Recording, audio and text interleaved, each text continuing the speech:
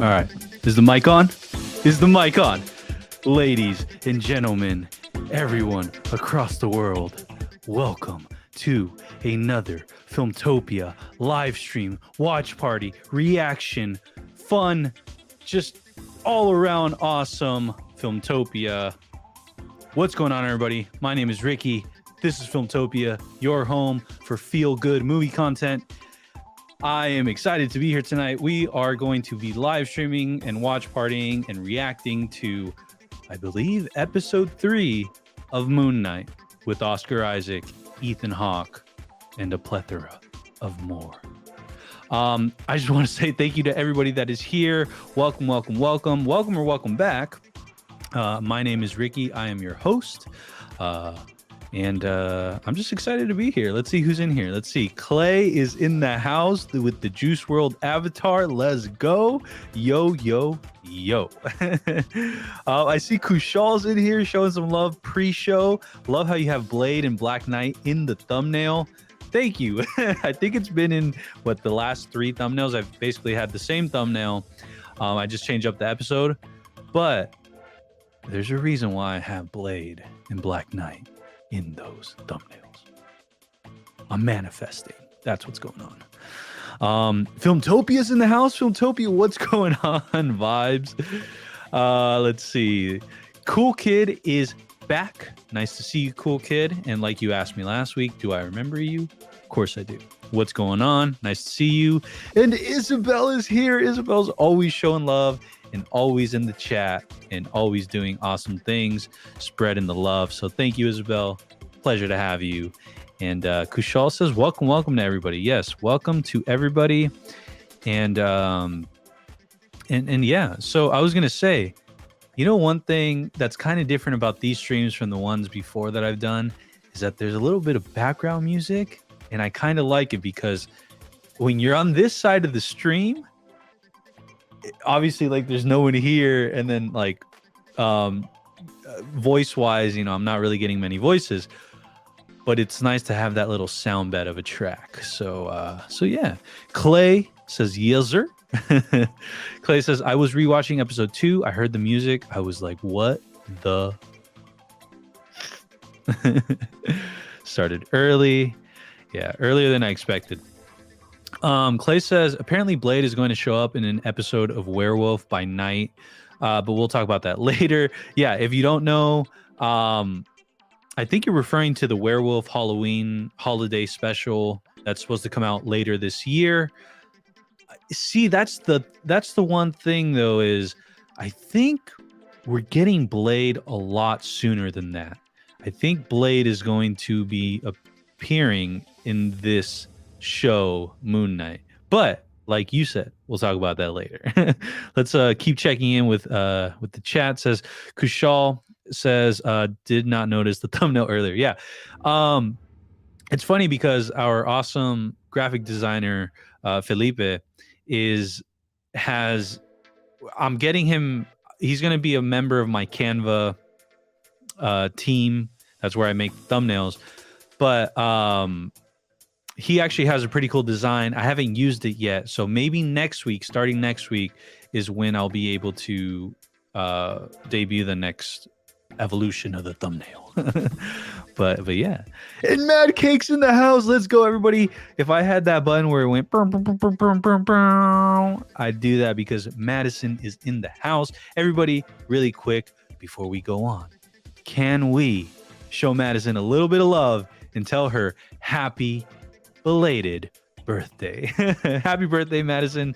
So good to see you. If you do not know, she is actually one of the Stafftopians she's a moderator here on the channel, plus a Stafftopian over on the Discord. If you're not already on the Discord or any of the other socials, make sure to check it out down below. So yeah, it says Cool Kid says, did you see how there is no deleted scenes for No Way Home? Did you see how there's no deleted scenes? I did not actually. So it's funny. I was actually at Target today.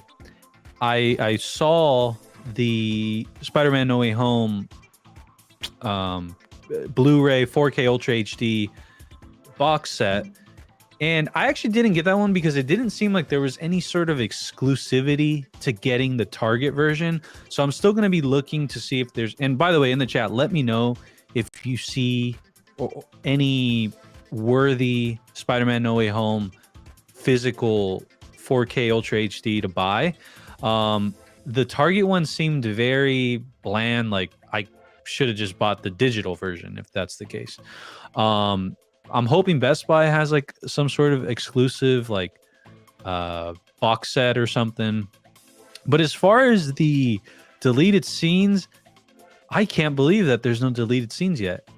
Or I honestly thought that they were holding the deleted scenes for the DVD version. But let me know in the chat. Maybe we're off or something. But I'm hoping that the deleted scenes are coming. Isabel says, I always go in blind with every show that comes out, so I always have no clue as to what's going to happen. Yeah, so I think that's a better way to go about this because disappointment is a mother. You know what I'm saying? Like, it does suck to be disappointed. WandaVision is the the absolute beacon of that because WandaVision, even though I love it, there were certain things that fell flat or fell short because of our expectations. Damn, I'm just thinking about it. In the chat, let me know what was one thing about WandaVision, or it could be multiple things, but just tell me some of the things that kind of fell flat for you or you wish they would have done. Or what was an expectation that wasn't met? I'll start off with mine. Mine actually is Mr. Fantastic. Reed Richards didn't show up, and we were totally off on the aerospace engineer. Kushal says, how would you explain Mahershala Ali being both Blade and the guy in Luke Cage? Forgot his name. I forgot his name too, but because we're dabbling into the multiverse now, there's a very easy way to explain all of that. It's kind of like the Human Torch, Chris Evans versus Captain America, Chris Evans. There's two things you can do, right? One, you can just admit that or bring it to light and not ignore it, or you can simply blame it on that it's just the multiverse, or just ignore it completely. I think we're at a point now where we kind of get those types of, like, we understand if a person played this a different character.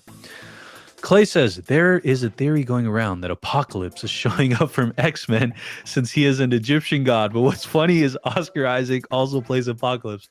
Now, if that happened, I'm telling you now, I'm telling you right now, there's no turning back from the multiverse at that point.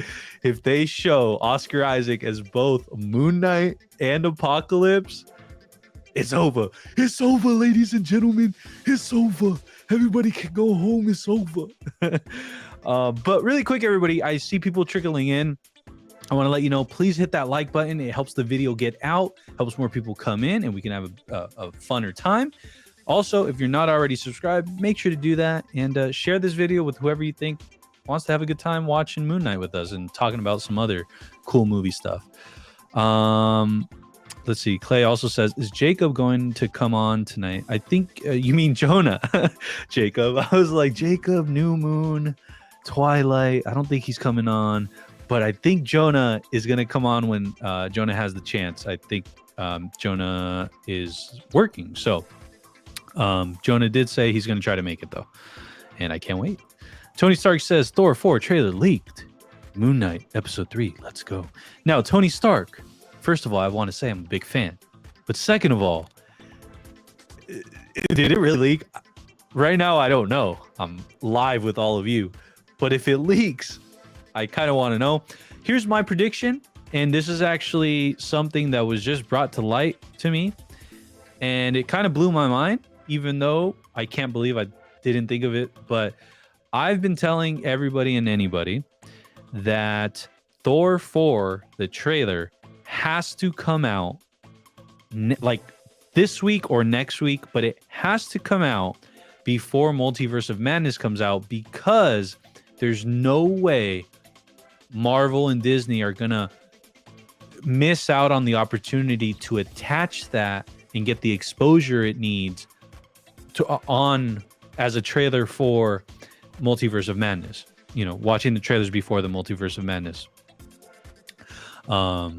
starts rolling. But my good friend Hannah, and co-host of the Filmtopia podcast, which I'll be debuting very soon, she told me, yo, didn't the Multiverse of Madness trailer debut after Spider-Man No Way Home attached as a post-credit scene? And that got me thinking, oh my God, that might be the case for Thor 4.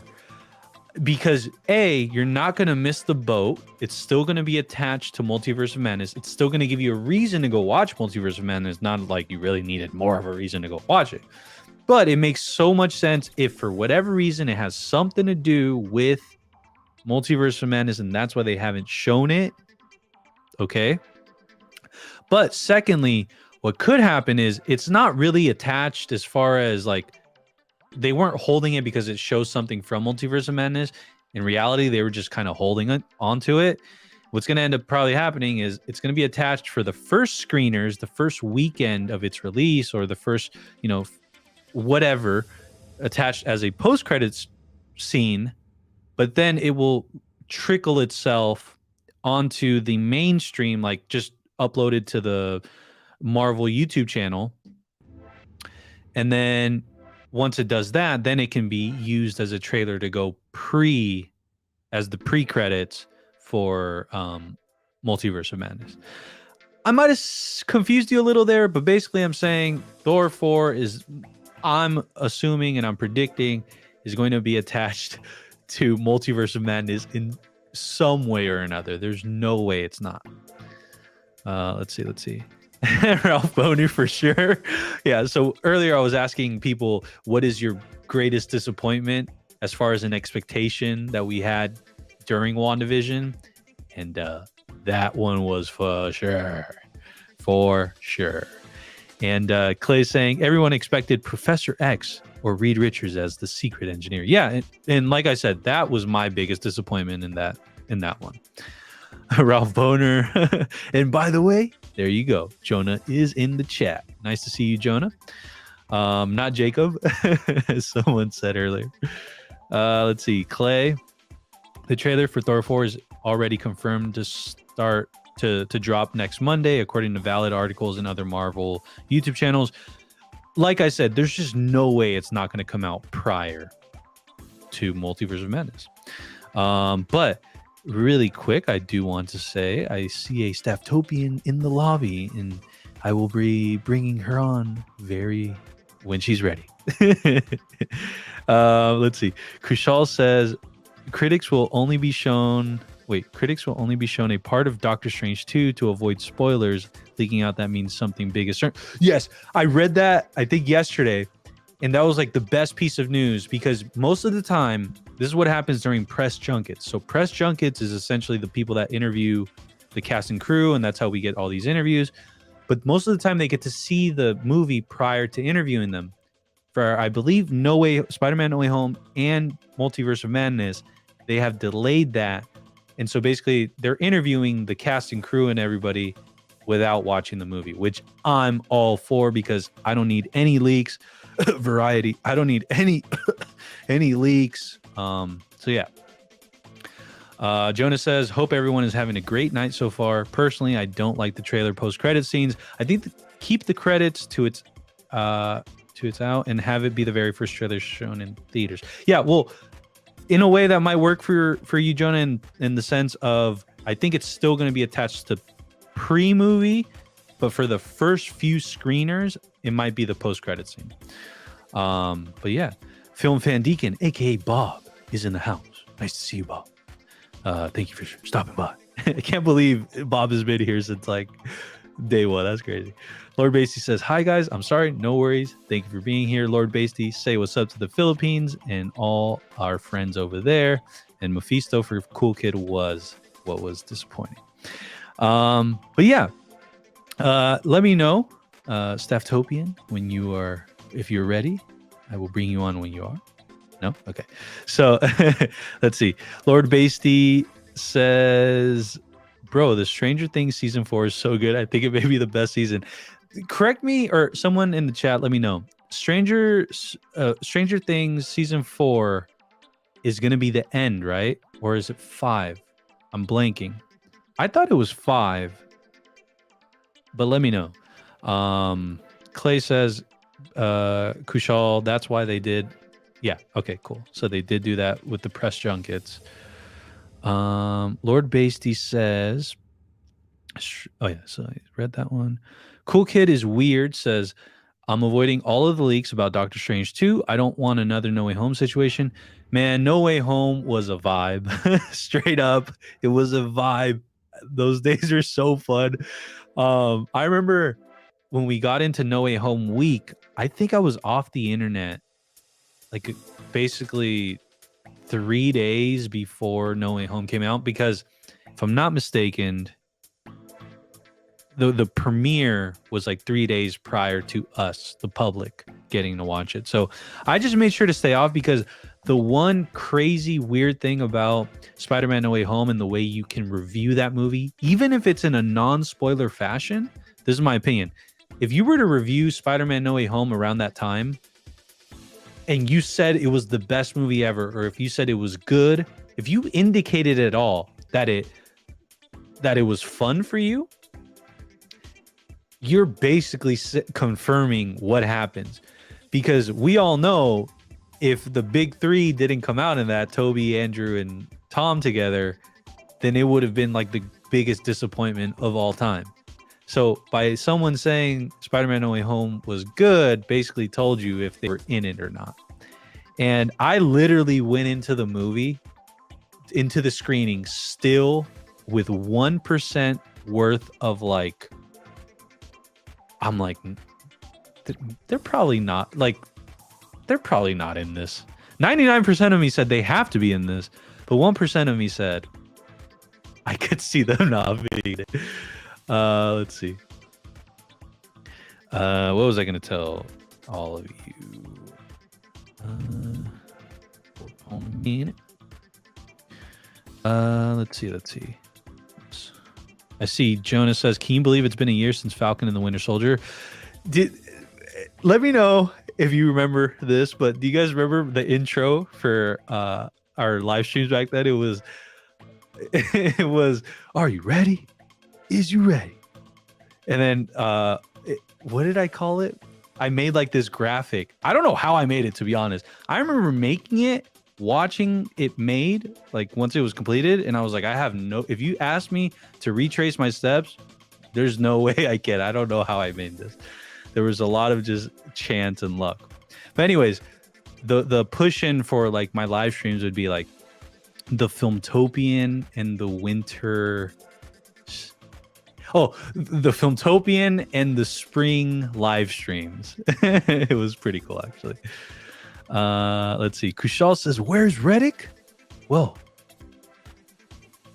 he's arrived and he will be on very soon. So yeah, Reddick is coming as well. Let's see. Yeah, that is crazy. Season 5 is okay. So Lord Basty is saying season 5 is the final season, and the directors confirmed it on Twitter. But confirm this for me. Stranger Things season 4 is being split up into 2 parts, though, right? Let me know. Kushal says, on a side note, Walter White and Jesse Pinkman are returning for the last season of Better Call Saul. Yo, I might change this stream and we might name it Better Call Saul Open Discussion because I cannot believe they actually confirmed it. If you do not know what Better Call Saul is, it is the prequel to Breaking Bad, the greatest television show of all time, in my opinion. But it was very interesting that they didn't just let us, they didn't surprise us or just let us watch Better Call Saul and find out that Jesse and Walter are in it. But hey, I'm happy either way. They have to be in it. I mean, if this is all going to end, they have to be in it. Calvin Xavier says, "Hey, bro, what's up? Can't believe how fast the week went." And I could totally agree. I can't believe it's already going to be Wednesday. Let's see. Film Fan says, everyone who knows what is happening with Moon Knight, me, I have no idea what is happening, but I like it. It's funny. On my end, I think I'm struggling a lot with the names. I'm struggling a lot with like being able to refer to what's going on. But as far as if I'm watching it, I know what's going on. It's just hard for me to remember the names, remember stuff like that. So I feel you. Isabel says, I stayed off the internet for a few weeks and it was so worth it. It just to be spoiled free. And I was like, but I will say for a few weeks, that's crazy. That's so many kudos to you. I wish I could do the same. It actually feels nice when you put the phone down and the internet down and like, it's actually really nice. So shout out. Lord Basty says, I'm so excited for Stranger Things 4, more than Obi-Wan Kenobi series, just based from the trailer. Well, Lord Basty, I know you posed the question last week, which was which one's probably going to get more views? Is it going to be, or what's going to be the talk of the town that weekend? Is it going to be Stranger Things, or is it going to be Obi-Wan Kenobi? I've predicted it's got to be Obi-Wan Kenobi. If not, it is an epic failure from us as the fandom. But hey, it's Stranger Things, so I get it. Nice, cool kid. Nice, you do remember those. Oh snaps! I got scared. Film fan Bob, don't do that, bro. I got scared. I thought I pulled up a spoiler. Lord Basty says yes. One more thing from Lord Basty. Okay, there you go. Episodes 1 through 5 for Stranger Things is going to be released May 27th, and episodes 6 through 9 is going to be released on July 1st. In the chat, really quick, let me know. Do you all like the way Netflix is still doing their stuff? So Netflix is basically dropping everything either at once or a good bulk, a good chunk. Or do you all like more the one episode per week Disney Plus style, HBO Max style? I'm pretty conflicted, but as someone who's now experienced this, like being able to enjoy it with all of you on a week-to-week basis, I choose this one. But I do remember like being able to binge. That was fun. Clay says there's too many gods in the MCU. What's the point of fearing these gods if basically almost everyone is a god now? You know what? That might be a good thing to bring up when there's a few more people on screen.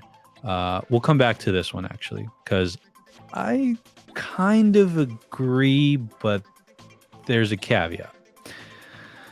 Cool Kid says, I have to wake up for school at 6 a.m. No worries. I'm willing to stay out. There we go. Nice.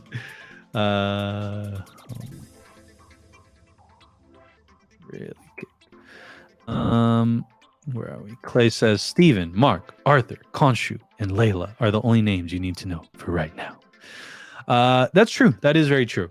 I just think this just is such an offshoot.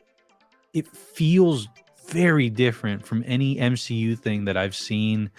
The character of Moon Knight is one I'm very, I guess you would say, new to or unfamiliar with. So maybe that has to do with it. But yeah, thank you for that, Clay. Stephen, Mark, Arthur, Khonshu, and Layla are the only names you need to know for right now.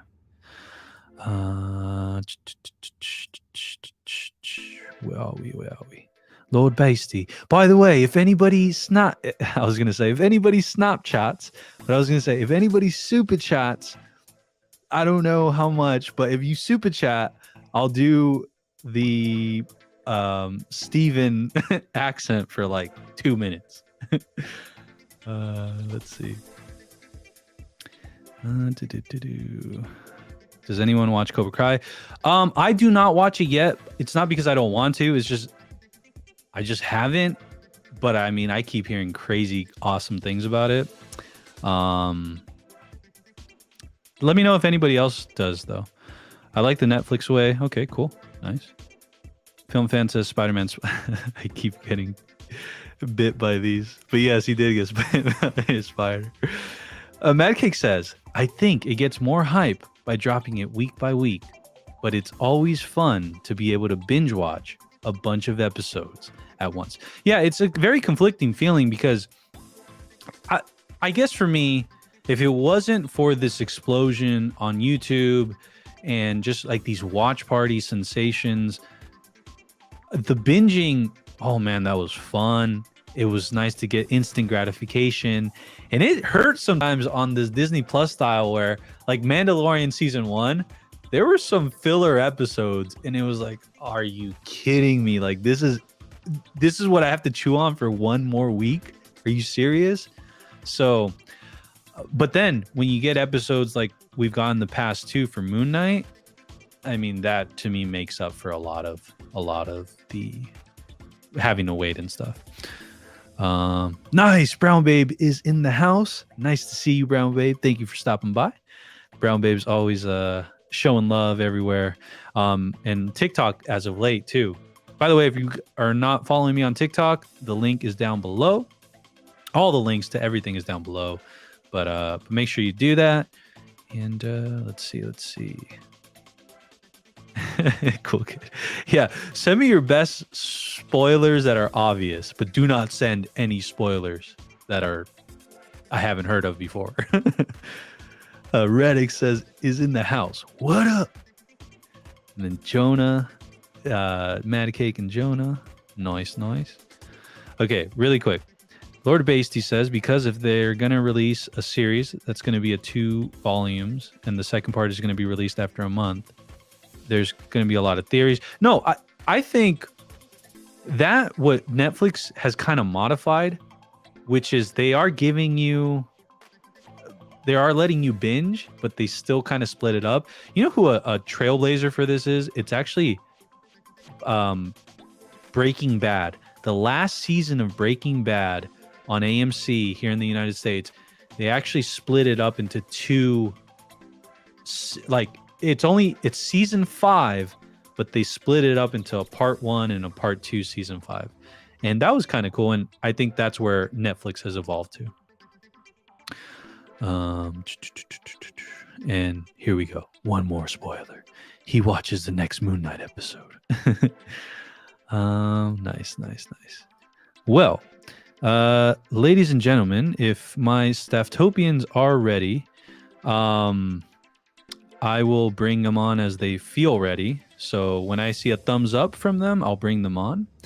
And if I don't, then I'll wait until they do give me a thumbs up. Let's see.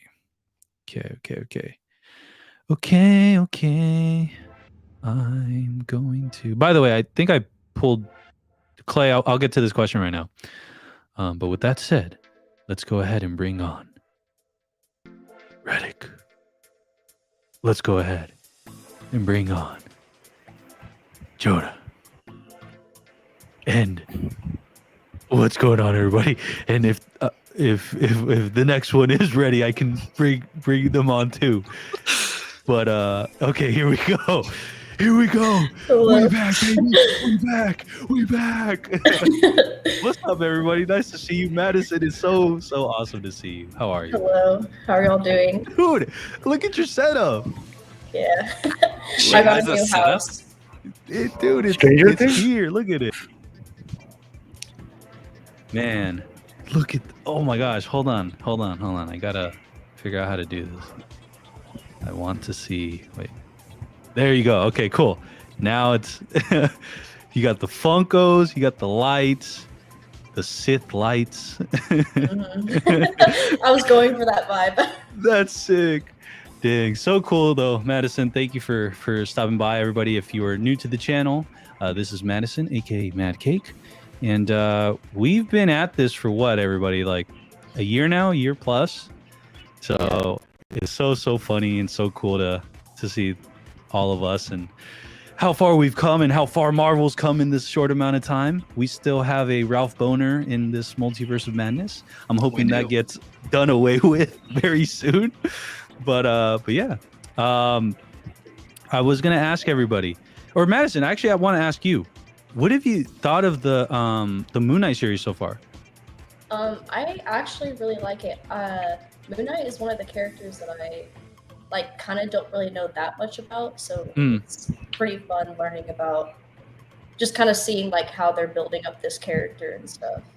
Yeah, it's interesting because I was telling the chat earlier that this show feels so far gone, at least for me. Like I don't feel the MCU yet. I just feel what's going on in this Moon Knight, like in this little world. But as far as feeling like the tentacles of the MCU, I don't feel that yet, and I'm not bothered by that. I thought I would be, but I'm not. Yeah. But hey, Reddick, can you hear me? Yeah, I can hear you. Yeah, okay, cool. I was gonna say, Reddick, my man. I was gonna ask you. This week is episode 3, and it's 6 episodes in total, right? Yeah. Yeah. So I was gonna say, Reddick, do you have a rating of the show so far? Like, if you were to rate it out of 10, do you have a number you would give it? Just from the first, 2 episodes in?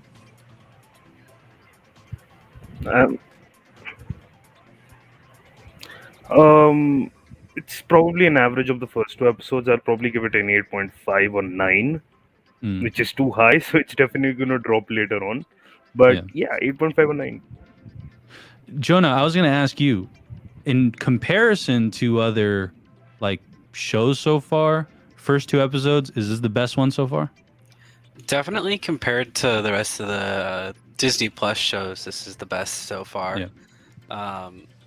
It's really hard to compare to the Netflix shows because they have seasons upon seasons of each show, whereas with this, we don't know how many seasons we're going to get of Moon Knight. We might get 1, we might get 2. We don't know where this is going to go. Moon Knight might move to the theater after this series. Like, oh my God, you're right. Kind of like Captain or Falcon and the Winter Soldier, right? Yeah. So as far as Disney Plus movies or TV shows, yes, I feel like this has the strongest first 2 episodes and is making a really strong contender for the best one that they've made so far. Yeah, I agree. I rewatched the first 2 today, and it's pretty damn good. The one thing that I guess on a pound for pound basis, you can make the argument that it is the best Disney Plus first 2 episodes. But the one thing that just like on a personal level, like my favorite is still Loki, just because I'm a sucker for like magic and multiversal, universal sort of feel. Oh man, I keep thinking about Loki. That shit was so cool. I love Loki. It definitely is like Loki and Moon Knight in the running for me, like for the best one. Like Loki, just like calling Kang from the start, like I just feel so rewarded with that. Yeah, just like immediately that, like, I don't care how like bad a single episode was in that series. Like, yeah, it had it was like from so many things just went well, right? Like the payoff was worth it. The theories were on fire. I think what WandaVision suffered from, and I love WandaVision, like just think about like the pop culture moment we had around that time. I'll always hold it in high regards. But I started off the show by asking people like, is there what, like there was a lot of like air taking out in that show.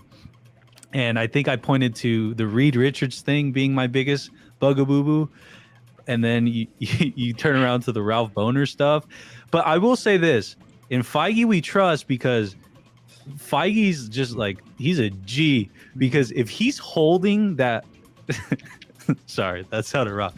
if he knew that the Ralph Boner thing, if he knew that the Ralph Boner thing is just like a slow burn, meaning like we're gonna have to wait to find that out, then like that guy's a G, because he's really like messing with us, and he's really like, all right, they're gonna sit on this for about 2 years until they really find out that that's Quicksilver from Fox's multiverse.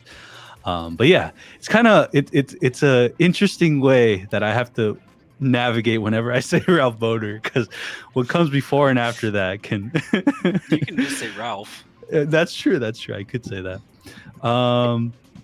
But yeah, so I was gonna say, let me hit the chat really quick. I see a lot of love and a lot of people showing love, and that's awesome. I appreciate everybody for showing the Stafftopian some love. Let's go. Film fan has to go though, because his phone's gonna die. Don't worry, Bob. It's all good. You were here first day, so I forgive you. Let's see. Oh, but I wanted to get back to something. I believe, where is it? Clay. I didn't actually read it. It says, this is a question I've had for a while for Spider-Man Across the Spider-Verse. Marvel confirmed it's dropping October 14th, but in the title it says part 1. Does that mean there's going to be 2? Yeah. So just in the same way that Infinity War got split up into 2 parts. So it's Infinity War and Endgame. That's what they're doing with Across the Spider-Verse, or Across the Spider-Verse. I want to know, everybody though, in the chat as well, Madison, Reddick, Jonah, where were you and what were you doing when you first saw the Spider-Verse trailer, the most recent one, where at the very end it shows the part 1? Like, did any of you freak out, or I don't Madison, go ahead. Watching the trailer. No. What did you say, Jonah? I don't remember watching the trailer. I don't remember either. No, I remember watching it.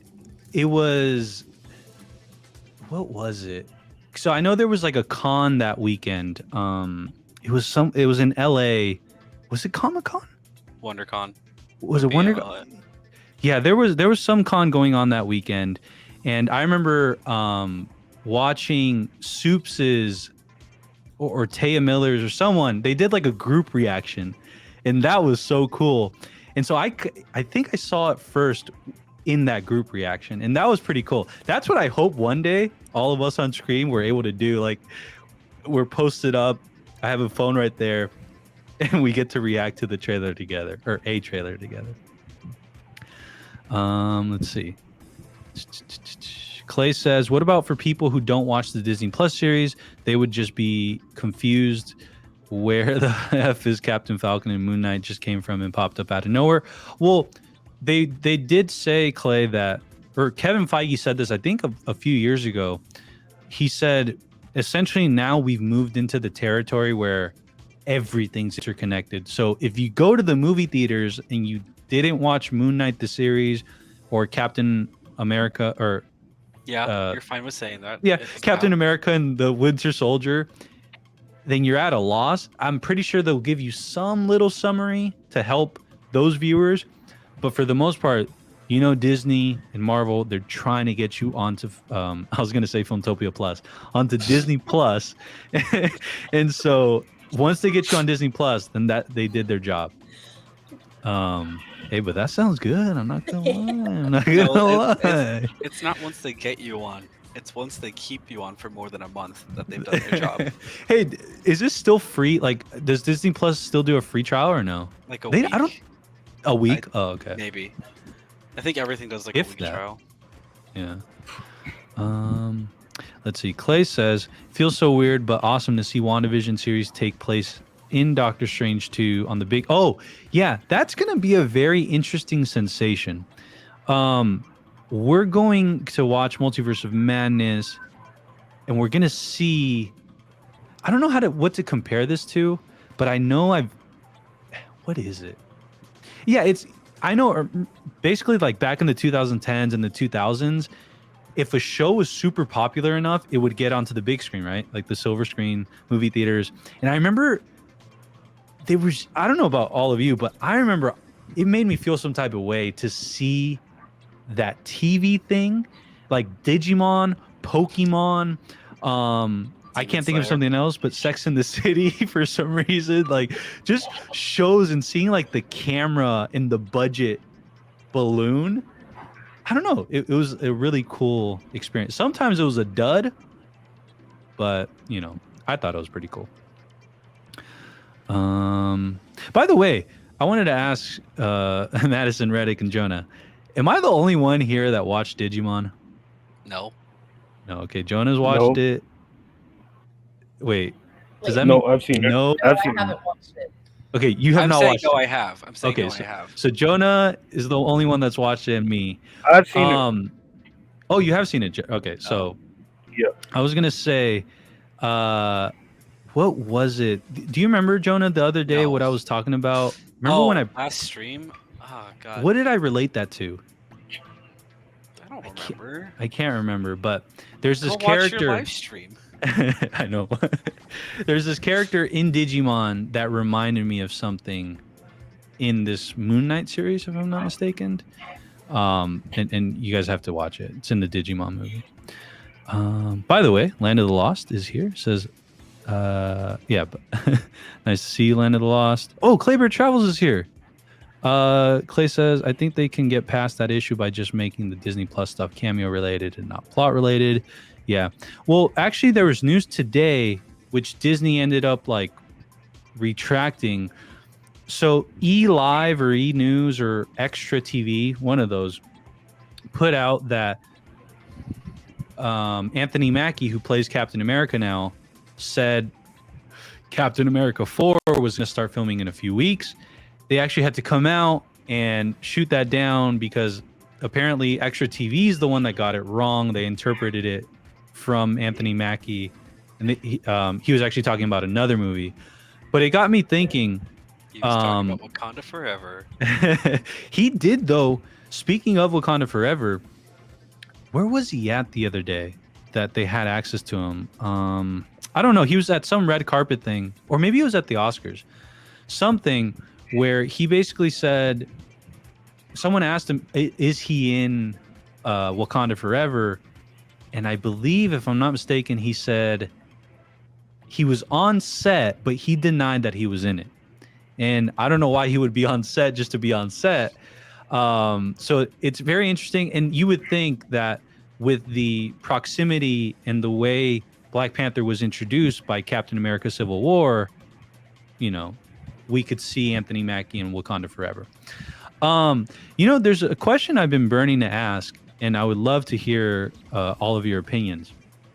Chat, let me know as well. Speaking of Wakanda Forever, which is coming out in November of 2022, what is going to happen with the Black Panther Chadwick Boseman situation? Are we getting a new T'Challa?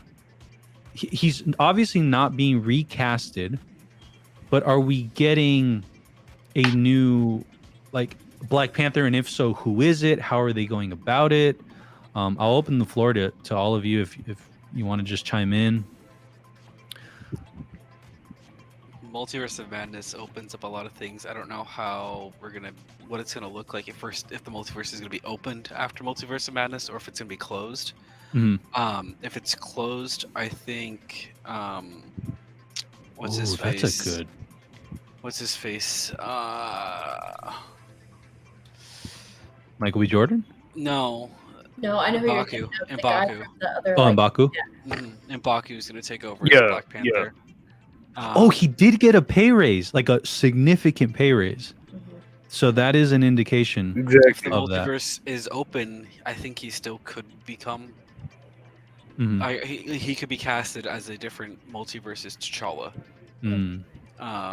Same with Michael B. Jordan. Could be casted as a different multiverse's T'Challa. Those are my top two, no matter if it's open or closed. Like, I would want to see one of them, either M'Baku as M'Baku take over, or M'Baku, or the guy who plays M'Baku as a T'Challa from a different multiverse. So actually, this is a Mad Cake. Did you have anything to add to that? No, No. those were the two that I was thinking of too. Yeah. Reddick? Yeah. Those same two. Yeah. Well, Yeah. this actually leads to another question, which I think, Jonah, I hadn't thought of this before, but chat, this is something I really want to know from you. Is the multiverse going to stay open post Multiverse of Madness? I had not thought of this. I totally don't know what I was thinking, but in Spider-Man No Way Home, obviously they show us it can open and then it can close. Like, so, Jonah, I'll send it back to you. What do you think? Too early to tell. Quantum Mania is going to have a huge role in this, so no matter if it's true. open or closed. If it's closed after this, Quantum Mania will rip it back open with Kang. But the multiverse is inevitable because of Kang. Because he's going to keep coming from different universes to try and reset everything to be how he wants it to be. So he's going to keep breaking it open. Reddick? Besides that, Okay, here's what I think. I think it's gonna stay open after Multiverse of Madness because it's too many times now that they've opened it and closed it.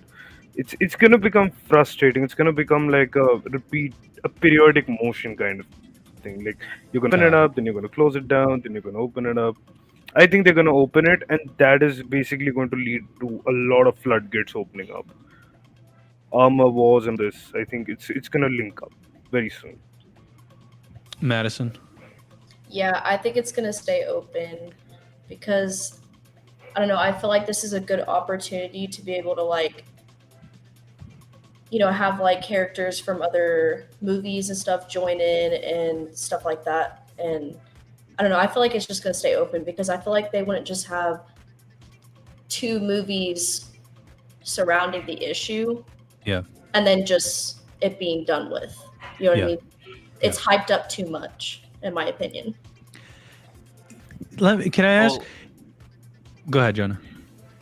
I think that this is like the only movie that's really actually focused on the multiverse. Spider-Man, just the spell got messed up, and it got changed so much that it involved bringing people from other universes in. I don't think that has to deal with the multiverse so much as just specifically Peter Parker. This is our first multiverse movie. It has multiverse in the title. Which is why I argue that like what we saw was just a glimpse of what we might see in the future. But at the same time, I feel like they might close it at the end of this so that they can rip it wide open in Quantumania. So if anything, could this just be a prelude to Quantumania? Is Quantumania the real like? Yeah. Everything's leading to Kang at this point. Yeah. Kang is the new Thanos. Yeah. And just the fact that we have a pattern of something coming, something going, but everything going along the same path that's been intended. I think that Wanda and Strange are going to seal the multiverse off because of the dangers that come from it. They're going to get the kids, and then they're going to seal it off after that. And that way they can't have here's something like come with it. Go ahead, Reddick. Yeah, here's something which is kind of how do I put it? It's something that's touching me. Like, is it possible that maybe these guys try to close it up, but somehow Kang does rip it open during Multiple Madness? Because there have been reports, which this may be a potential spoiler, that Loki and Sylvie might be in the movie. And if they are in the movie, definitely Kang has some part to play. So maybe Kang might not be appear, but off screen he might rip it off. I mean, who knows?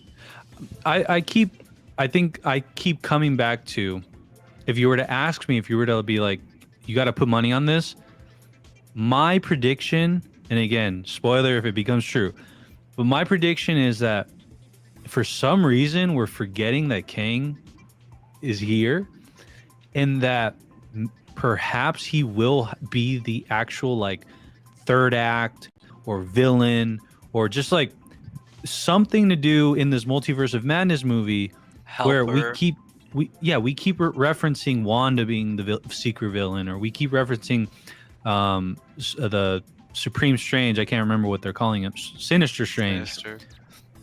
But in reality, and especially from this last TV spot that we got, where they had Wanda, Wong, and I think, how do you pronounce Chatan? Or what is it? Chatan, yeah. Yeah, Chatan. Something like that. Facing, I don't know who, but I don't know. I'm very interested to see this Loki, Sylvie, and Kang appearance if it happens in Multiverse of Madness. I think that's going to be like the big thing in that movie. And we're not even really talking about it, to be honest. At least not the pulse that I'm getting across like the internet. Let's see. The episode is out. Also, just one last thing, because we were talking about Ralph. Oh man. Okay, so I'll finish it off quick. So since we were talking about Ralph, what if Ralph was actually his character? I mean, he was Quicksilver, but because of the hex going up, he converted. Now, why was he Quicksilver? Maybe he was working on behalf of the Illuminati. It's quite possible, right? Yeah. I like that actually. So, and dude, the fact that we're getting an Illuminati in live action, what the this is crazy. So crazy. I'm really hyped up for Multiverse of Madness. I just can't wait. And Jonah, you did get tickets for it, right? Yep. Let's go. It was kind of hard to get the tickets, but they came through. Like, because I like the time that I had to choose for the movie was the first showing was what ended up working for me. So literally like 3:30 p.m. Pacific Standard Time, I'm going and seeing it. I'm so hyped for that. Really quick. So everybody, what we're gonna do, and we're gonna go ahead and watch this. Let me know in the chat right now. Just type in ready, and then we'll go ahead and start it. I'll do a countdown, and then I'll tell you guys to press play. That way, we're moving at the same time. I won't have a timer on screen, but I'll occasionally be throwing it up on the screen with my phone. But anyways, thank you so much for everybody being here. The love is awesome. Hit that like button before you go and watch this.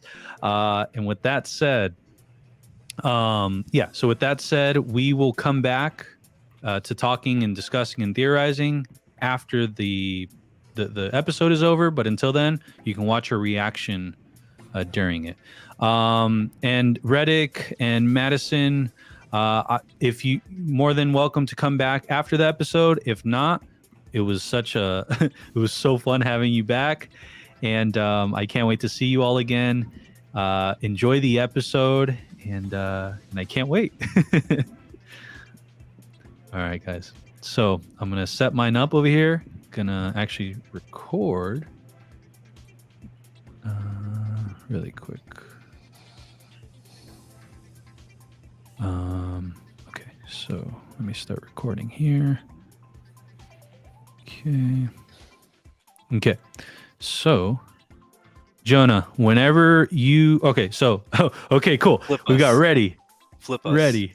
Because I'm going to be staring this way. Oh, switch us? Gotcha. Yeah. Okay, cool. Ready. Okay, awesome. Thank you, Oddly Awkward. Thank you, Isabel. Thank you, Cool Kid. Thank you, Brown Babe. Thank you, Michael. Thank you, everybody. Let's get it started. Jonah, when you are ready, let's do it. All right, here we go. In 3, 2, 1. Press play. Let's go. Turn off the background. I'll turn off the music, yeah.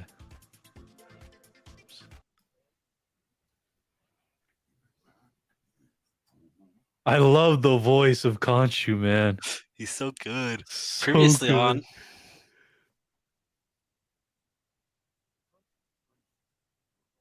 This is so cool.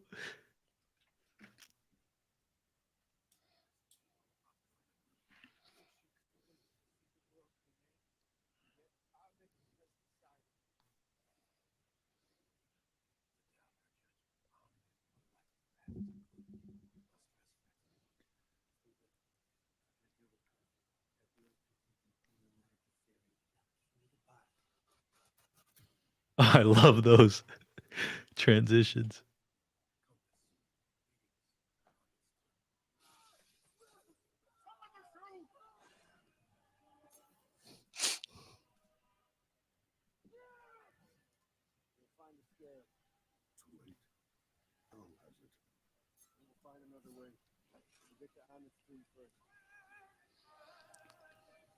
Cairo.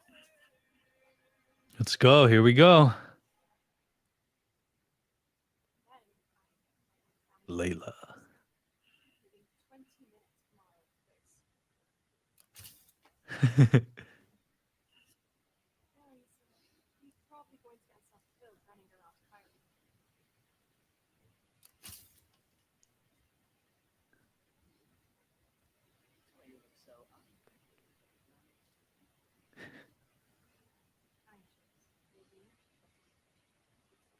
Making some fakes.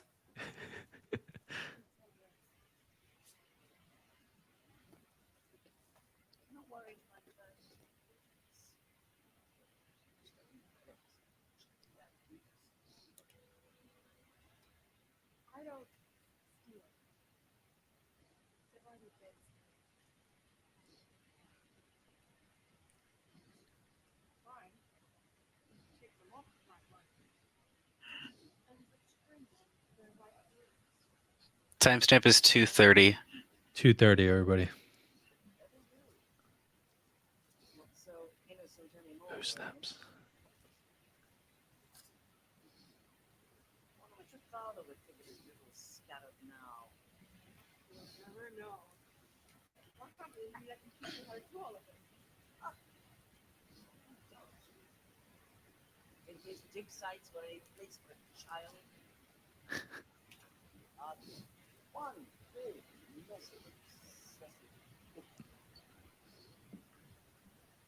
Currently at 3 minutes, 5 seconds.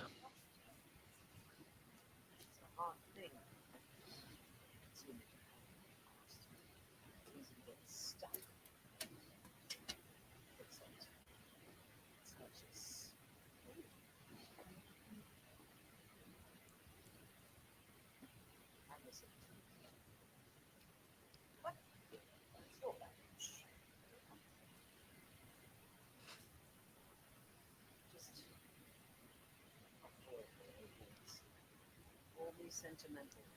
But I know what I mean.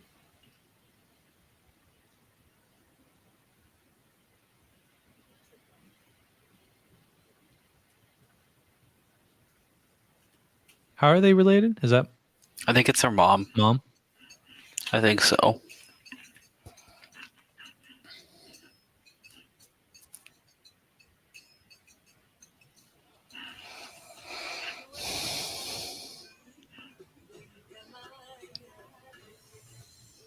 I just want to make sure your Marvel intro is the music, right? Like this other style of music. Okay. This Egyptian music that they keep putting Yeah. Egyptian stuff in our face. Yes, I love it. it's great. I thought we were on Jakku.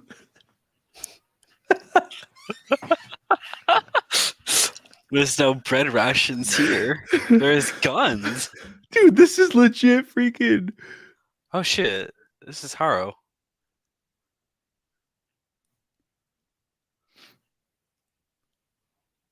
Colt Master. That's beautiful though. Like wherever they went to do this, beautiful. They probably were in actually Egypt. I hope so.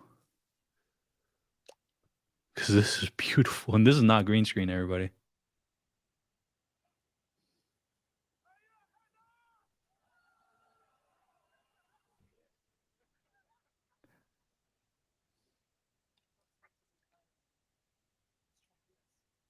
Dark Spectre.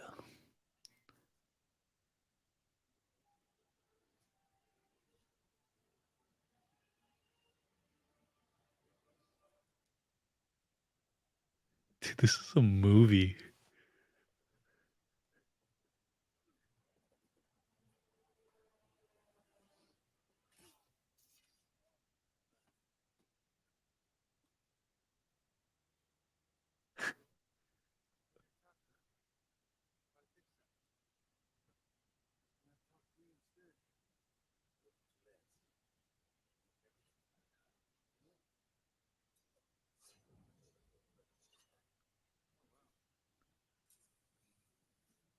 Oh, the music.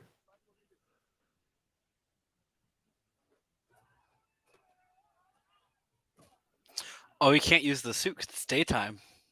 Oh, snaps.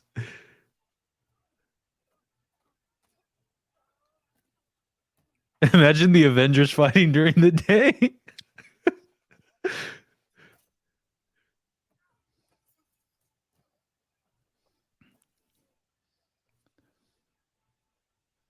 Oh, this is that training we saw as Yeah.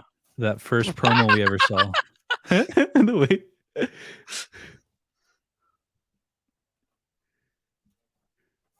Oh. The thing is that he has conscious protection still.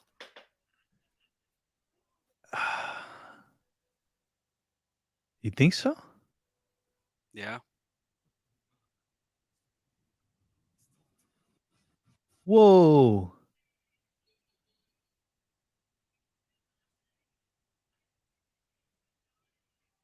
What?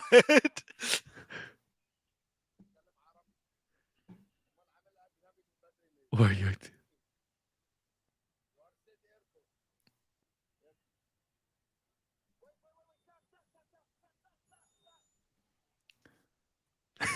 He just beat them up.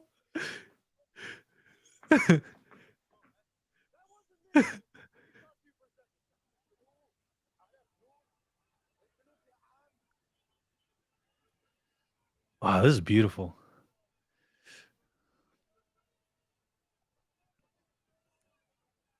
Oh, wow. Yeah, dude.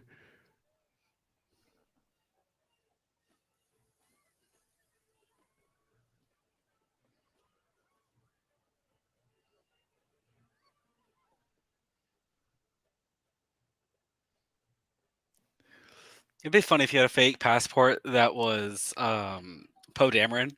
I know, that'd be so funny.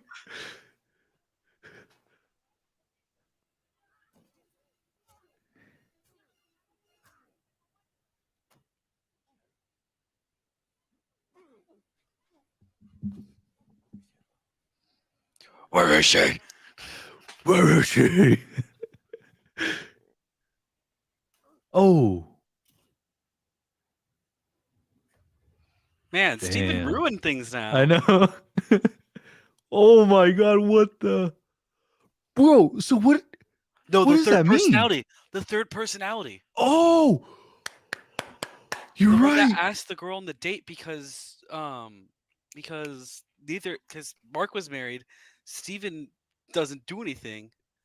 I He just forgot said what it. his He name is. wasn't what he said it wasn't me. Yeah. Steven. Oh my god.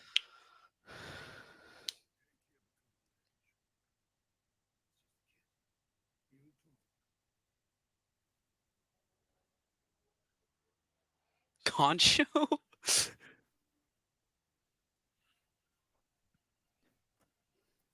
Oscar Isaac looks so badass.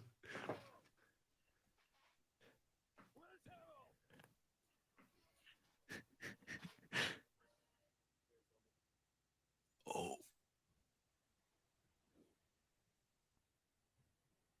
Wow. bro. I was not expecting that. Did we get to see his body? Yeah, we do. Cool. Oh shit.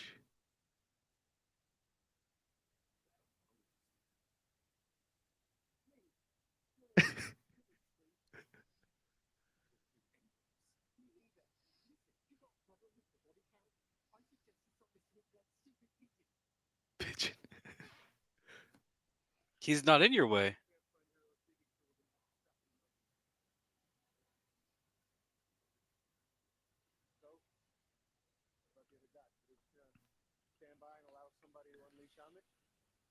To signal to an audience with the gods is to risk their wrath. To signal an audience. Anger them enough, and they'll love you in stone. See how you fare against Harrow without the protection of my healing arm. All right, so what? You have any good ideas? I have Currently at 11 minutes and 15 seconds into episode 3. He's about to be summoned to the gods.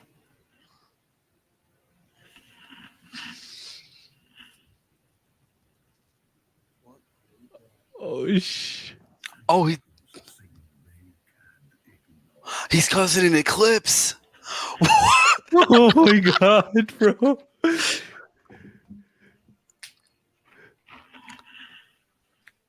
Haro has to know. Yeah.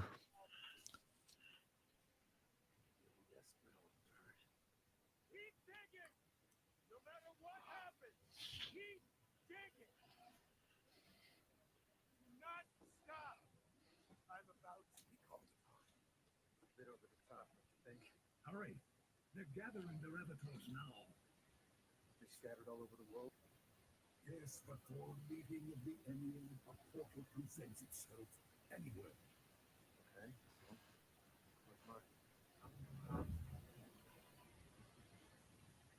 Yo. Kang, please. Stop, bro. Stop. I'm getting chills, dude. Please, Ramatut.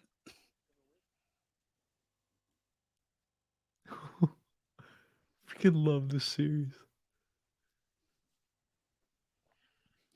Holy shit. Sorry for cussing. No.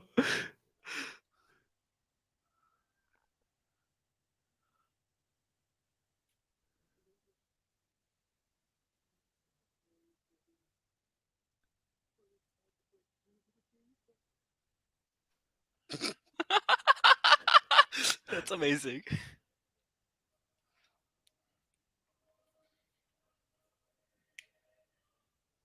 What?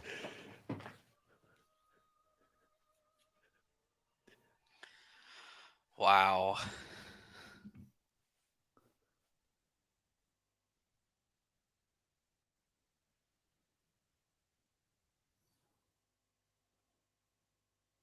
Come on.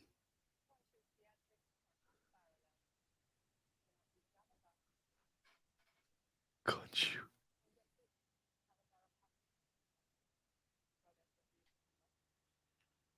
Oh, that's cool.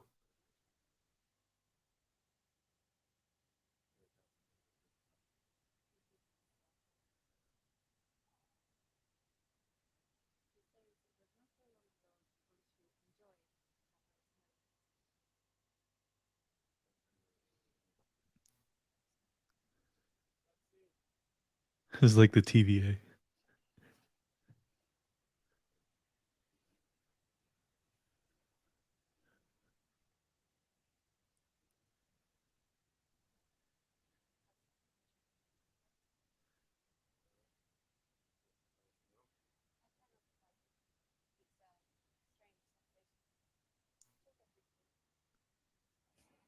Oh.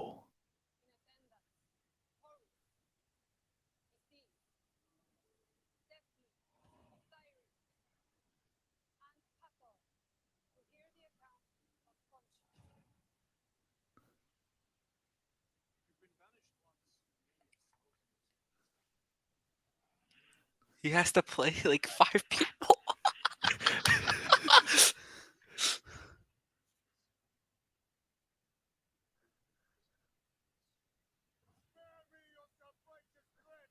You're right.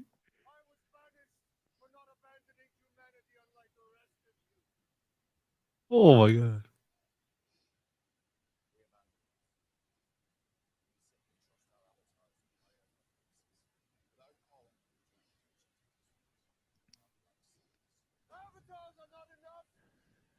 the might of gods! Return from the opulence of the overboard before you lose this realm. For the last time, the avatar is your Yeah, it does. we decided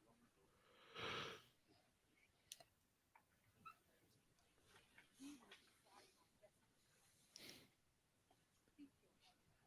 I call for judgment against Arthur Harrow.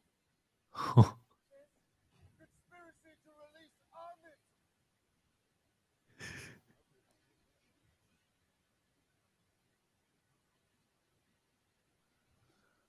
Let us summon the accused.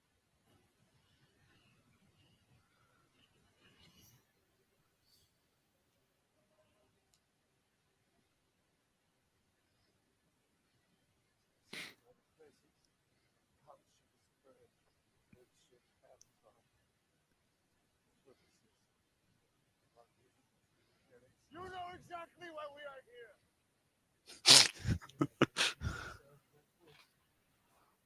Speak, old master, to the point. Do you not seek to release Amit from her tomb?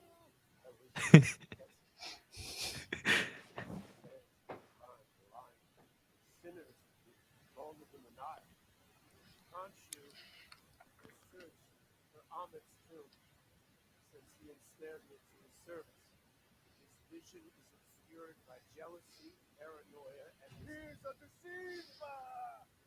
But trust the word of shame, God. Now, conscience is my victim, servant unworthy. How do you mean? This is a man. He literally does not know his own name. He has marriage certificate under the name Mark Spector. Employment records under the name Stephen Grant. I've seen him speak to himself. Shut up! Threaten himself. I have no idea how many personalities he must possess. He's about to attack him.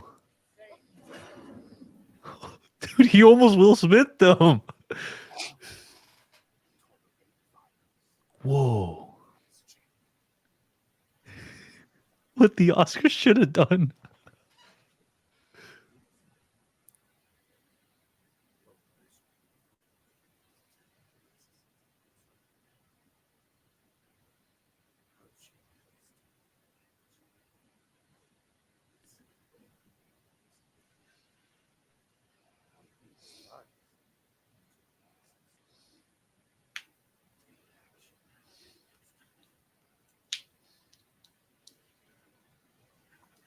Manipulative boy.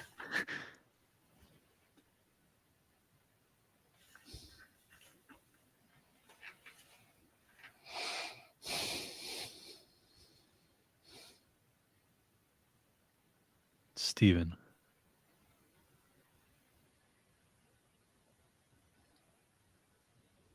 Oh.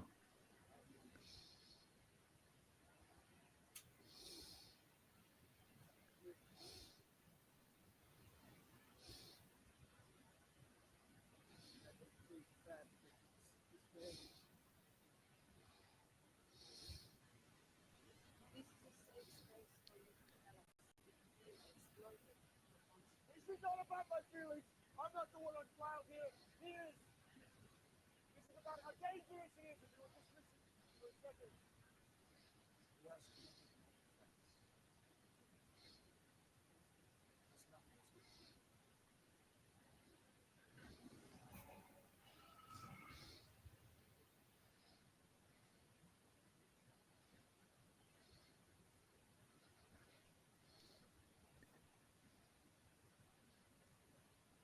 Currently 20 minutes into episode 3.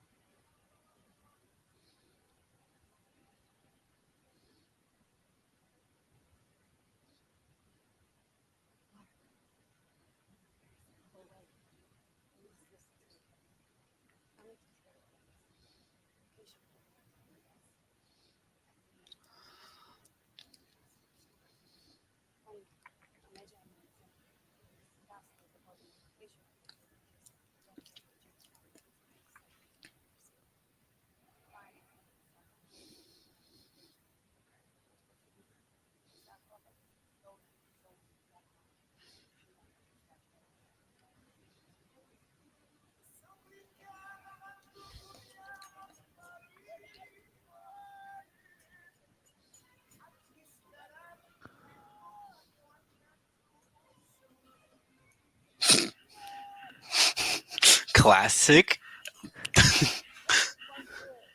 Oh yeah. Classic. Yeah, that's true. Oh man. Shout out to the ball cap. That's funny.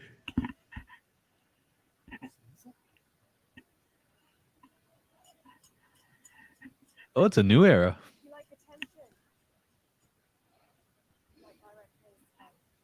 That's Chicago Cubs? Yeah, right.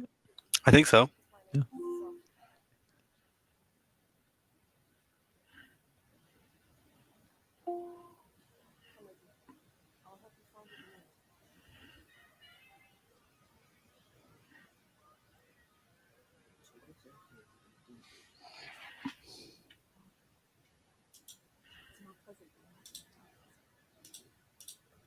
Is yours like behind a little? No, something happened with my sound. Oh. I was trying to figure out what happened. I fixed it, I think. Damn.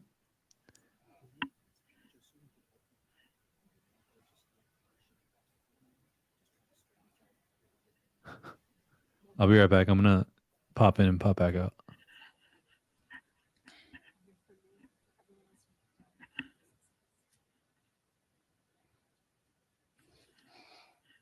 We are at 22 minutes and 39 seconds.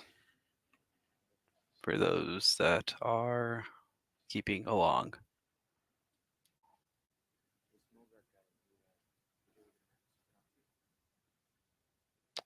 We are paused at 22:50. Technical difficulties. Stand by.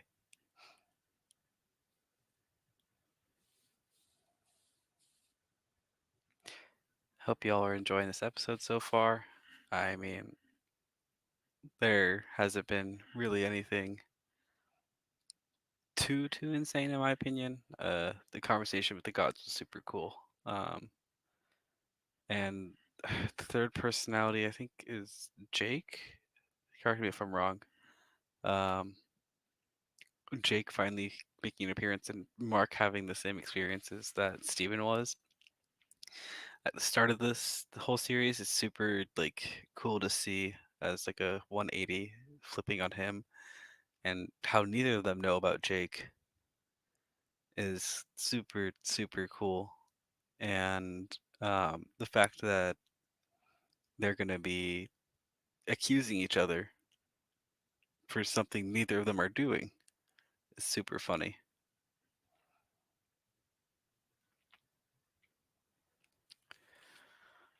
I'm gonna text Ricardo. Yo. Never mind. There we are. Yeah, something's happening. Something weird's happening. What time are you at? 22:50. It's And paused. it's paused? Oh, Yeah. 22:50 is the timestamp.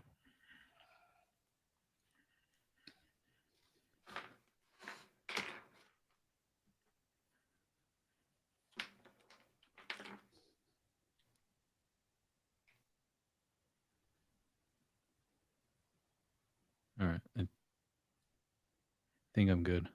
3, 2, 1. Okay, cool. Sorry about that, everybody.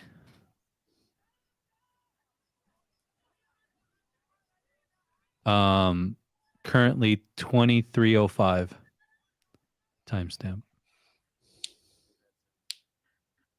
This is giving Kang vibes or color tones, aesthetic. Yeah. Yep. Low-key vibes too.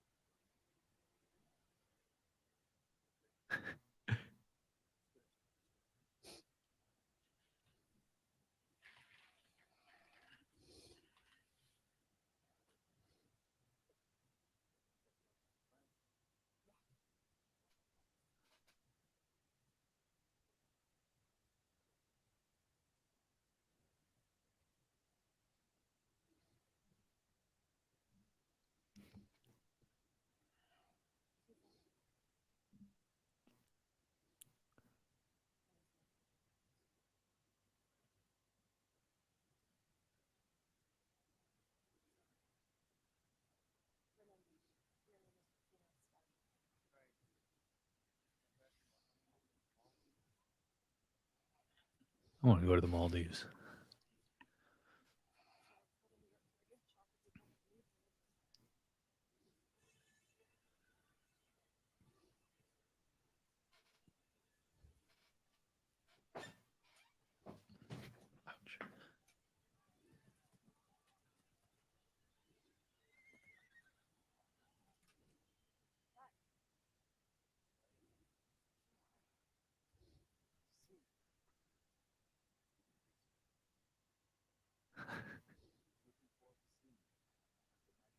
Madripoor.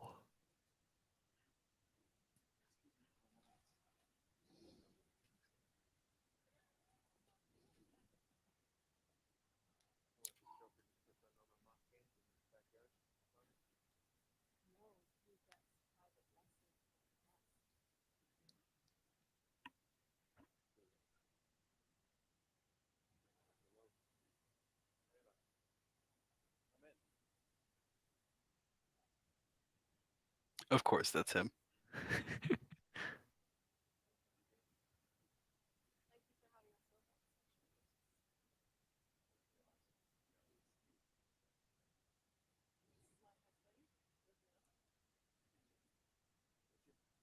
The guy she tells you not to worry about.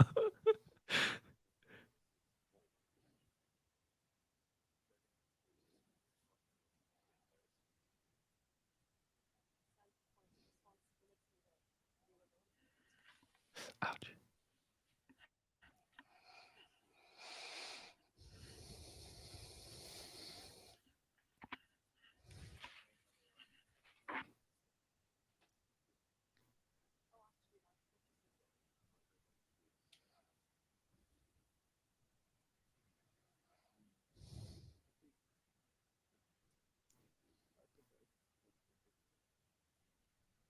Is that a little Steven? Who? Was that Steven? No. There was a little accent though. I heard Mark. I mean, yeah, Mark. Oh.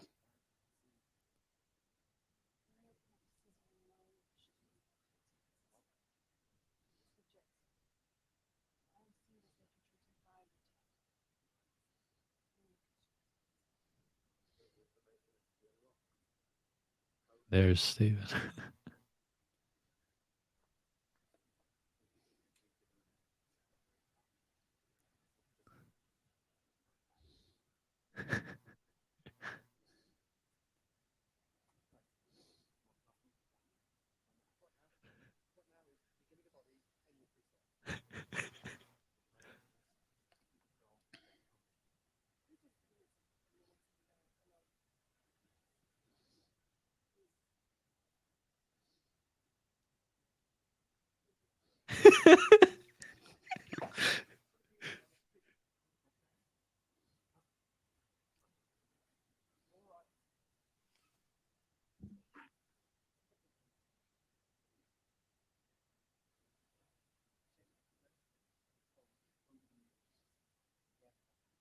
Yes, that one.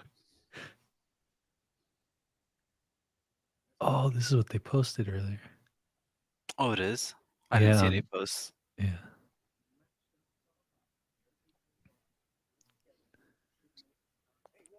Oh, snaps. Oh.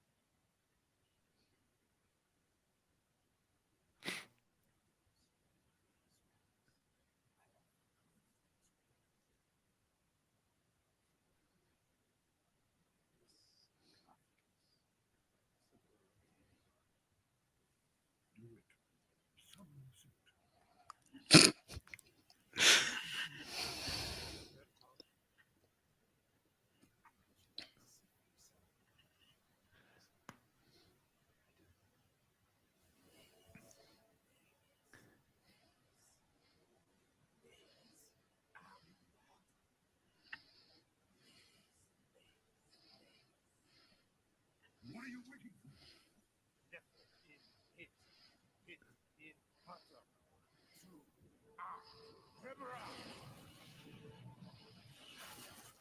Snaps.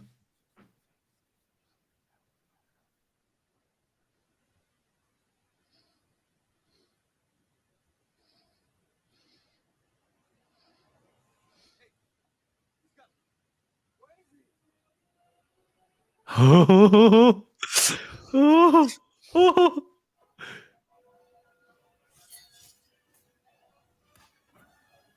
Oh,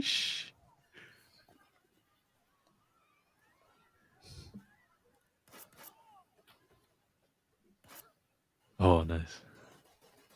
Oh wow. Dio.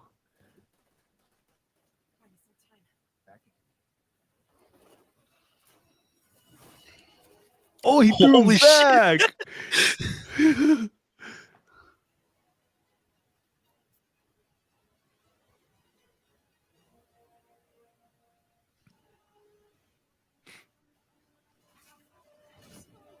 Oh my god. Super soldier serum. Holy. That's better than super soldier serum. You're fighting with the actual power of a god. Yeah.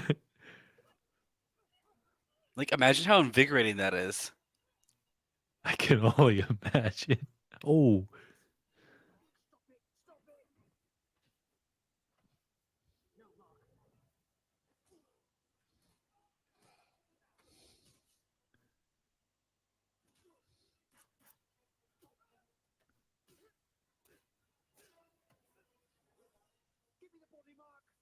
Oh, snaps. Yo, Mr. Knight.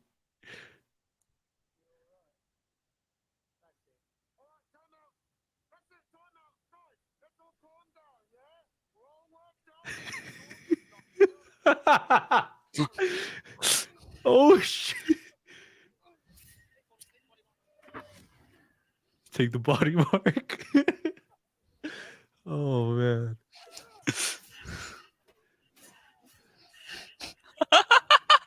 Dude. He's invincible in that armor. That's crazy. Maybe not. Are you kidding me? Wait.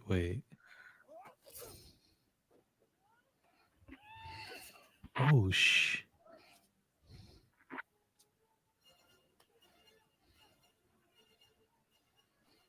Oh, that was a dope jump. Oh,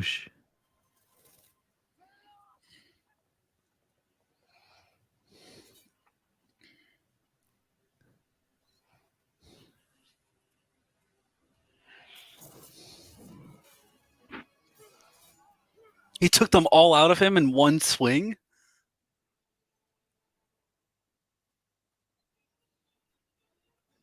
Oh. Oh. Oh, wow.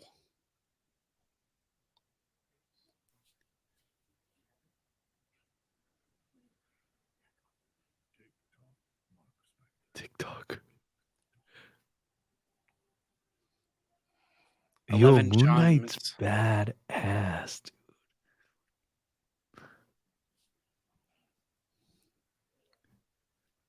Yeah, Brown Babe, most opportune. Anyone notice that callback to Star Lord? Everybody chill the F out.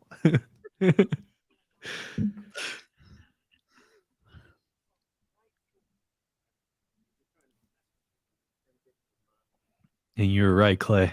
The cape suit scene.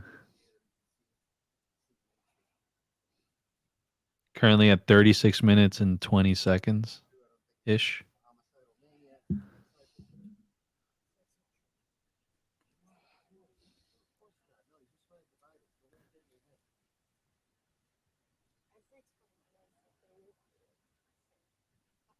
That's it.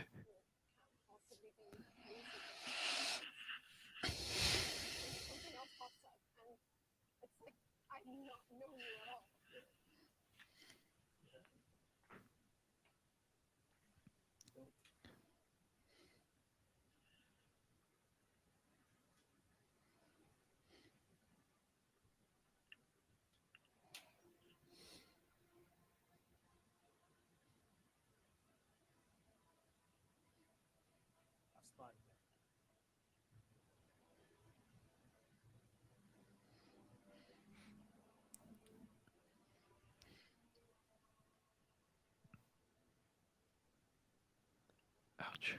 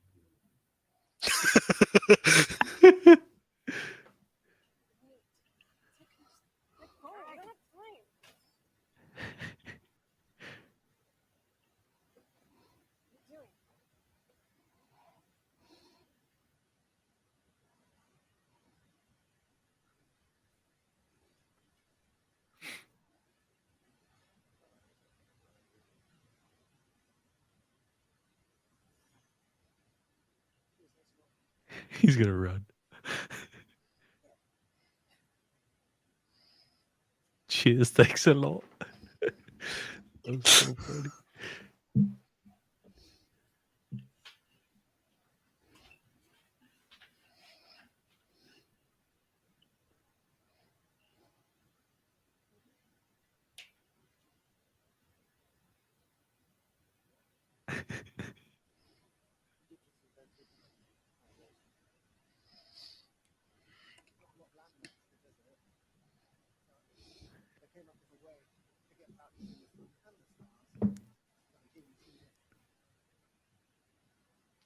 She's falling in love with Steven. That's what I was just gonna say.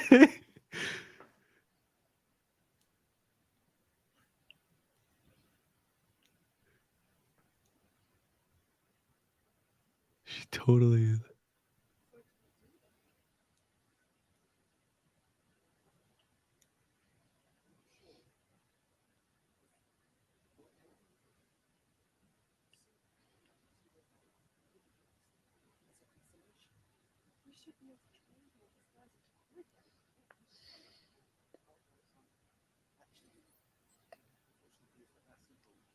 Cool kid, yeah. Steven with a V.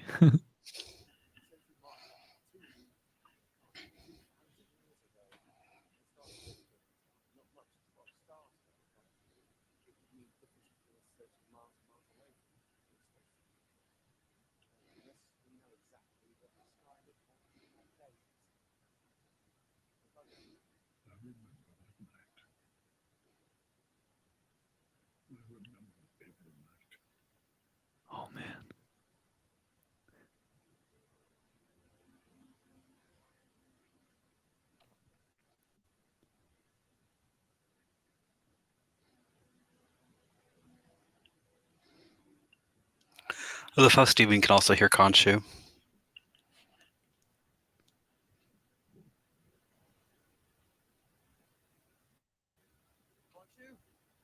I can turn back the night sky. It will come at a cost, and I cannot do it alone.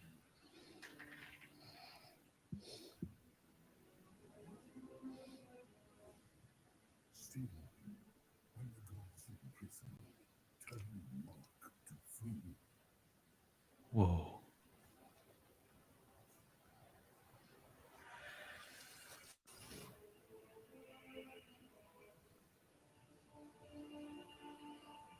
She. Do what I do.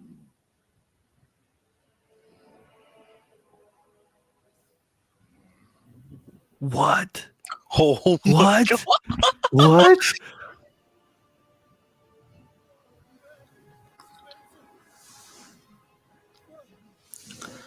Oh my gosh. Yo.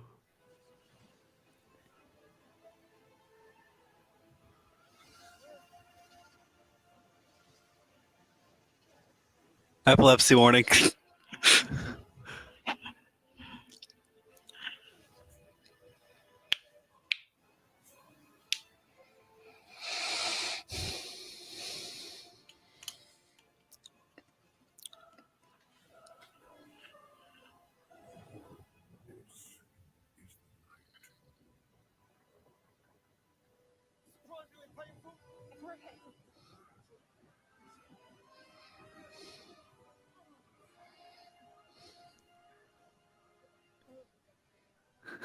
You brought this upon yourself, gotcha.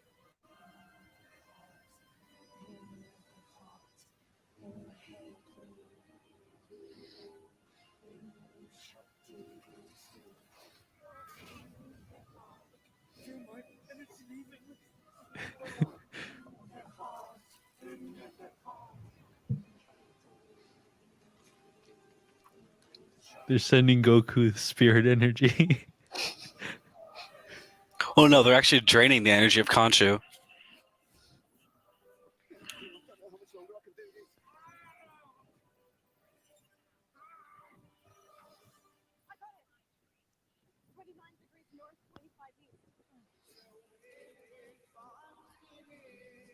Whoa.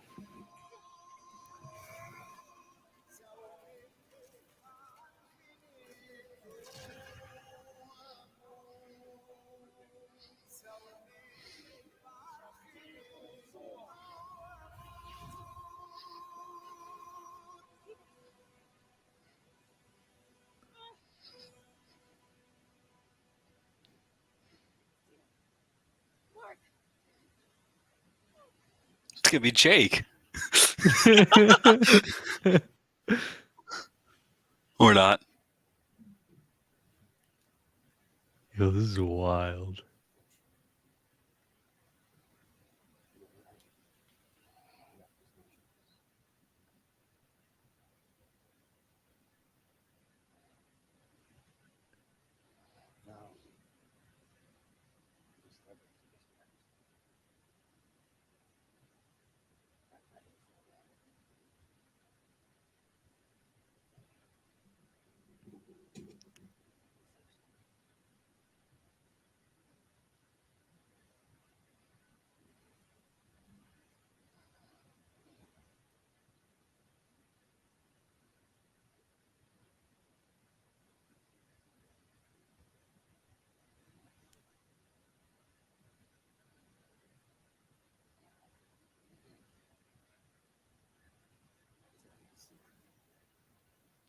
Oh, snap.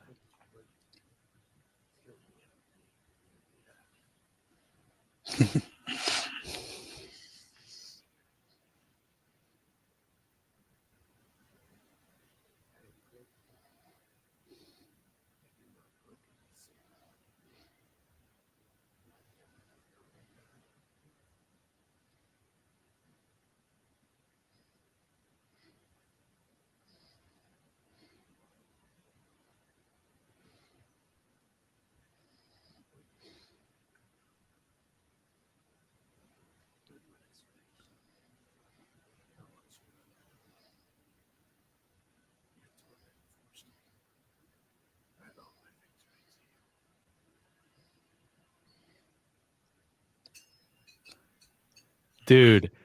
Oh my gosh. Dude, this show is just on another level, bro. This is not a show. This is a full-on movie. No post-credit scenes, Phil. Gosh.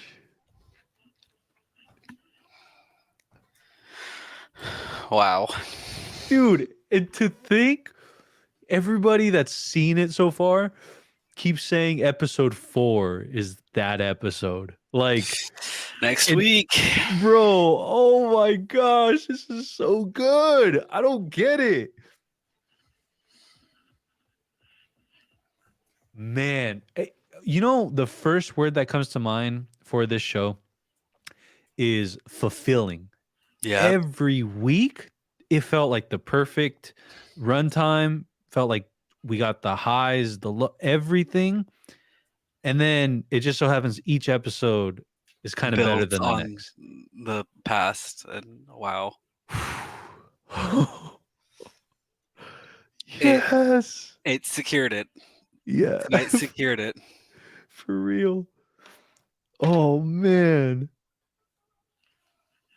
Dude, and then I don't know if it's just this is now just a personal thing, but like it's combining so many elements that I've loved since I was a child. Like I love learning about Egyptian history. I loved Yu-Gi-Oh! I just realized in Yu-Gi-Oh! There's that dynamic, right? There's a 2-person dynamic in one body. Man, shout out to everybody cruising back. Cool Kid, you were in it the whole time. Oh, wow. Thank you. What happened, Jonah? Who is that? What happened? What happened? Someone. This episode was in memory of someone. Oh.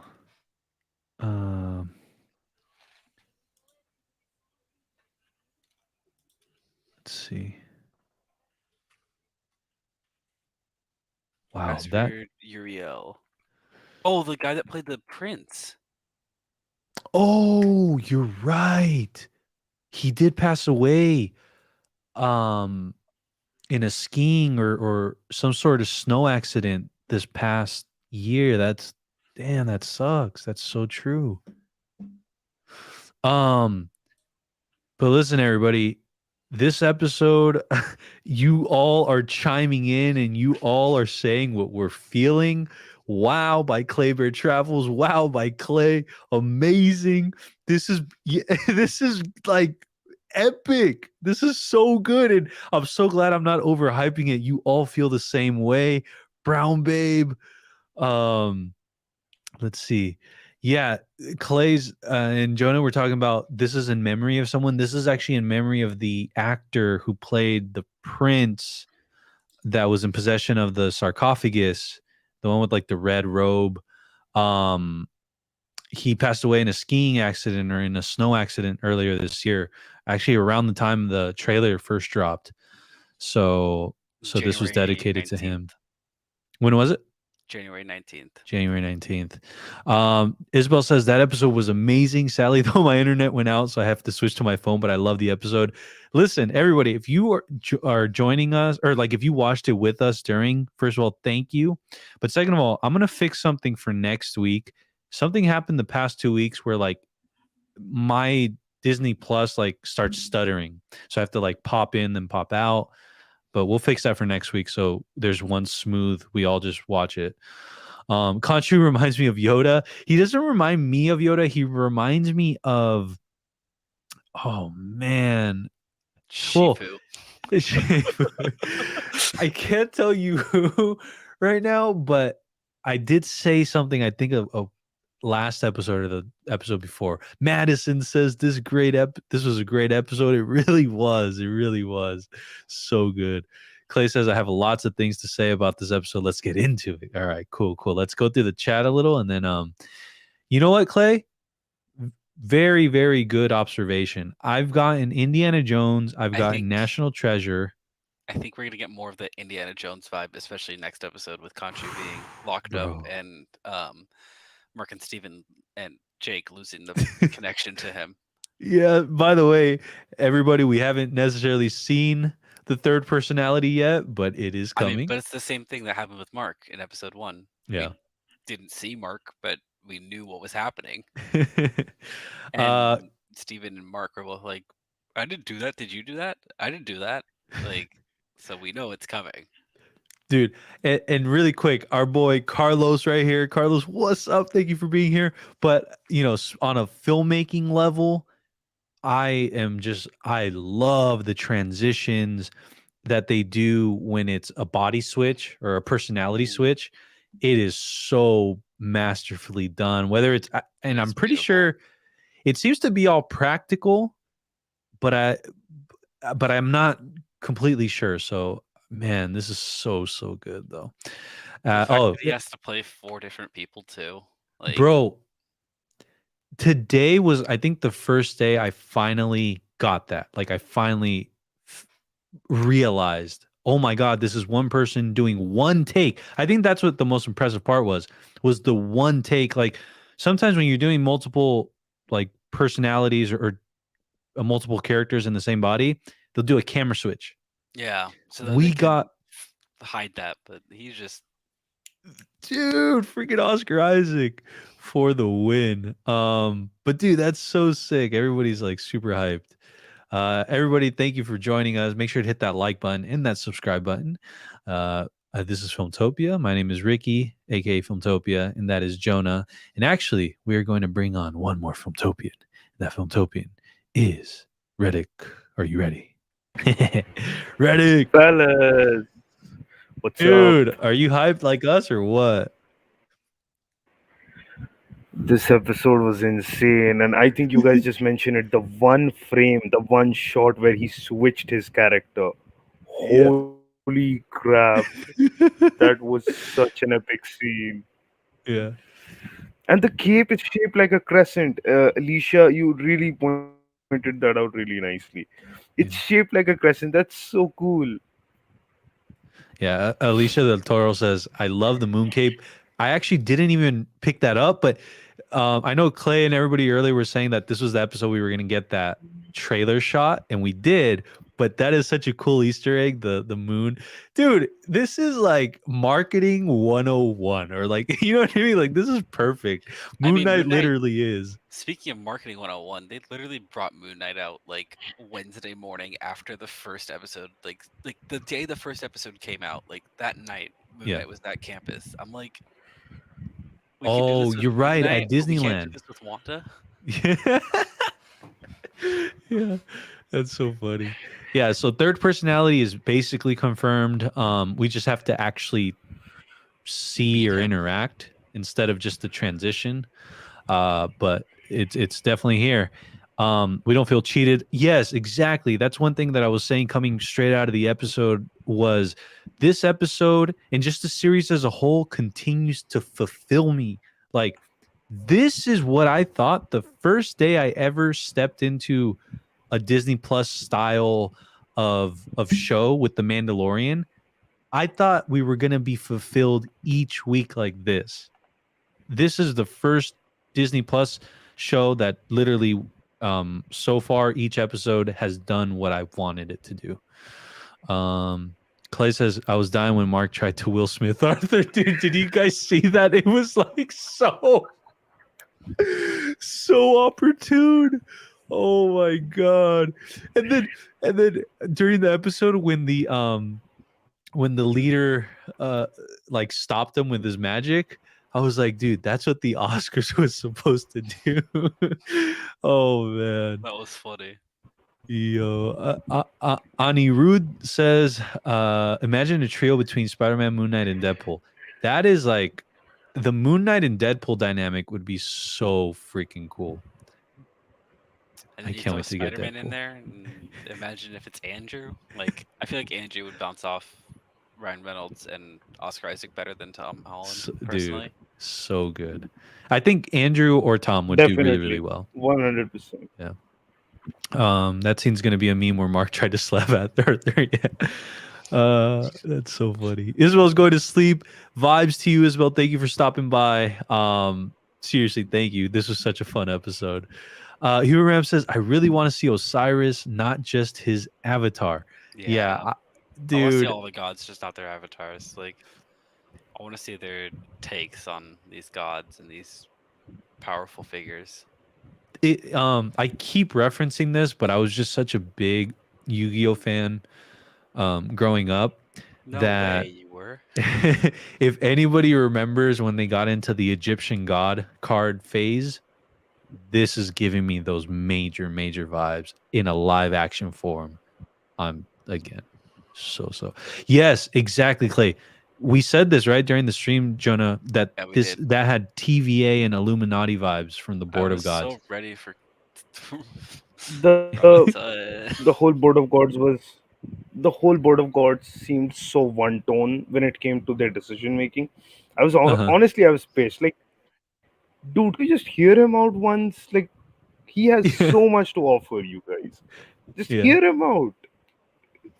Man, But now seriously, sacrificing himself, like what Khonshu did, was one of uh the best scenes I have seen in TV history. Honestly, amazing level of. I don't know what to say because this felt so documentary type. The whole episode yeah. was shot documentary, and even then it felt so bloody good. Yeah. Dude, seriously, I'm just and then I don't know what it is, but like Steven is becoming like this is how you progress characters. This is how you develop characters. You know, I'm really starting to like Steven, and I was on purpose like why we didn't really connect with Steven at the beginning. I'm just on a filmmaking level, on a producerial level, on a fan level. I'm like so stoked. hmm You know, it's also crazy is the What? fact that we're even glossing over Madripoor being mentioned. Wait, Like over what? Madripoor. What? Oh, Madripoor. Yeah, dude. Yeah, they Oh, did reference that. oh my god, I'm so like hyped right now. Hold on, really quick. All right, so okay, I loved episode 3, but the CGI in the first half annoyed me so much on how bad it was. But then I got surprised after that scene with Khonshu controlling the sky and stars. Dude, the controlling the skies and stars part was so sick. That So was sick. epic. But you know what? I will say this though, everybody. The At the beginning of the episode, I was actually very impressed with the practical sets and the actual on location. Unless that was screen, but No, I no, no, that was really highly practical. doubt it. Okay, you could tell it was practical. It really did what it was supposed to. I know the rooftop scenes; those were kind of bad as far as green screen. I could really see it, and I think it had more to The do with the action was depth. also very shaky. The action was Yeah, also there very was. shaky, which was a major You know what complaint the action felt like? for The me. action kind of felt, at least on the rooftops, it just felt very, not surface level. It felt very eye level when I think they could have utilized a bit more action oriented shot types. Oh, definitely. Um, Definitely. yeah. Let's see. I Cool think Kid. what we're trying to go for was, uh, yeah, go ahead. No issues. No, I was just gonna say peace out to Cool Kid. Cool Kid, thank you for being here. Thank you for watching it Oh, with us during and commenting and all that good stuff. Uh, thank you so much, man. I will see you. We'll see you next week. Vibes. But go ahead, Reddick. yeah. So I think what they were trying to do was basically they were trying to give us a point of view shot while we were fighting, like what Mhm. Mark or Steven was seeing, which like I kind of get why they were doing it because they're basically trying to get us in the shoes of a character to watch the Mhm. series. But again, it was so nauseating to see that. Uh, I don't know. Like I can literally break this down like so much because all the three characters, Jake Lockley, who definitely is there, Uh-huh. like they are basically similar to how the levels of subconscious work in psychology. You have something called Oh, as that's ed, interesting. ego, superego. So ed ego superego is essentially the level of control you have over your actions. Super ego is basically like a moral compass, which Stephen Grant is, and ego is where you have a little control, but you are very aggressive. You need instant ego gratification. So that's essentially Mark Spector. But where someone has no control, that's Jake Lockley, because that guy straight up murdered people like a freaking psychopath. Yeah. So I Dude, really, that I was a dope. really, He's insane. No. he's, Oh he's, man. he's I have to crazy. head off. I'm gonna have to head off. I have an early morning. Sounds good, But Jonah. it's good Appreciate to you, my hang with you man. guys. Thank you so much. See We ya, will man. see Of you. course. We'll see you next week. Yeah, I'll be here next week for sure. Woo-hoo-hoo, let's go episode 4. Let's go. See you, And then Jonah. 5, and then 6, and then multiverse. Ah! All right, then, bro. Peace out to you, bro. Yeah. Vibes. Dude, but seriously, yo, Reddick, you just like broke down some. That was a cool take you had. I might clip that. You want to know something? You want to know something even more amazing? Like from next week onwards, even the reviewers are not aware what's going to happen. Yes, Even and they I'm haven't very seen. excited. Exactly. I think they have seen So, episode 4, if I'm not wrong. I think they have. if So yeah, I'm yeah, wrong if on that. anybody out there's wondering, what has happened is they did like a screening for, I guess, press and influencers and people that will help get the show out. Oddly, they gave them 4 episodes, which is, to me, for a 6-episode series, that's a lot. I think what they could have done was leave it at 2, and people still would have been salivating over the series. But that's neither here nor there. But the press did get 4 episodes, so they know what happens. But after that, no one knows what happens. And I think that's on purpose, meaning like there's some stuff that's about to go down. But really quick, I saw Clay Bear Travels say, yeah, it's super funny that Steven and Mark are unaware of the third personality, and the way they're able to convey that, dude, made me crack up so much, because it's like, wait, it wasn't you? No, it wasn't. It wasn't me. It was you. I swear, it wasn't me. Oh my gosh. Oh, and by the way, the bulletproof cape was. And then, Reminded me so of not Logan only was it so much. not only was it bulletproof, right? But when he turned around and sent them back, bro, they had to do it. They had to That do it like that. that whole action's absolutely spectacular. I have Spectacular. I have to go and rewatch. Like I really want to rewatch it. I really thought at the start that it's gonna be a character building episode like Lamentus 1 or something, and then they went out crazy on that episode. Holy Dude, freaking god! like seriously, like I can like on hours just talk about that. I'm still surprised, and I can't really comprehend that we didn't get a filler episode, that Oscar Isaac just somehow continues to top the performance from the last episode, that the lore seems to expand, like, even though this is how like it should be done, but I was just assuming, not everything's perfect. They're not slowing down. They're They're just speeding they're up. just going on and on and on and on. Yeah. Yeah. It reminds me of a very Denis Villeneuve kind of filmography where it starts as a slow burn and then keeps on increasing the intensity without ever holding back. And Yeah. I really love those kinds of films. So you can see how excited I am. Like I don't even have to show it anymore. Really quick, we're gonna lightning through the comments because I know they're piling up, but let's see. Clay says, what's different is after every episode I feel satisfied, but with WandaVision it felt like they cheated us at times. That's exactly it. Brown Bear agrees. So well articulated. Clay says, I really thought we were gonna see Ramata in that scene where he was walking into the pyramid. Yeah, thanks, Jonah. Now the hype for me is built for this Ramata. dude. When that whole portal thing, the portal to the pyramid opened up. Can you hear me, Riddick? Yeah, yeah, I can hear Yeah. you. I can I hear was you gonna say 100%. the first thing Jonah like screamed out, he's like, Kang. I was like, dude, that's so funny. I have a very weird theory because I think someone in the comments put this up. I don't know who did it, but someone did say that this is a reoccurring theme wherein the board or whatever that higher authority is, they're all very Uh-huh. cliched.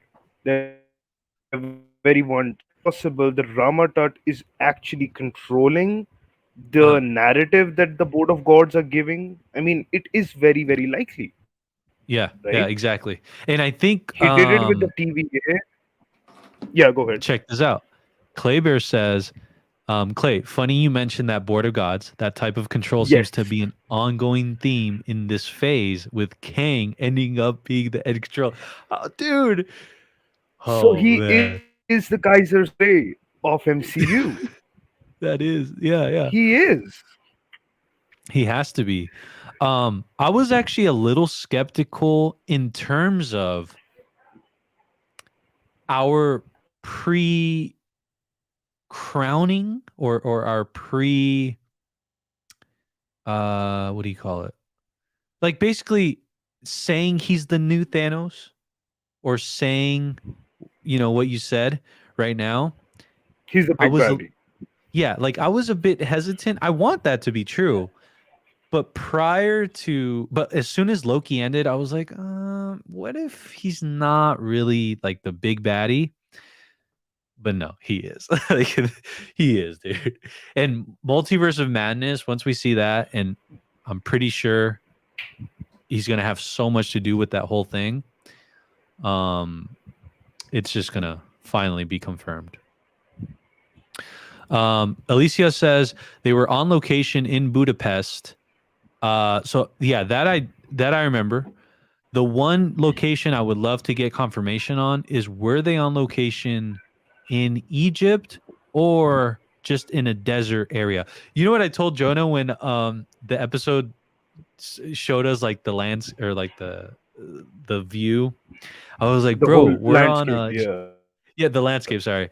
We're on either Jakku or the place in Rise of Skywalker. Dude, tell me that wasn't it. Tell me that wasn't it. Oh man. Let's see. By the way, Brown Bade, yeah, I agree. You know what's crazy though is Layla, and again, I'm just picking up what they put down, which is she not falling in love with Steven? Or like, can you guys not see like her affection towards Steven? I definitely saw it in this episode. It felt like Steven matched her energy, her intellect.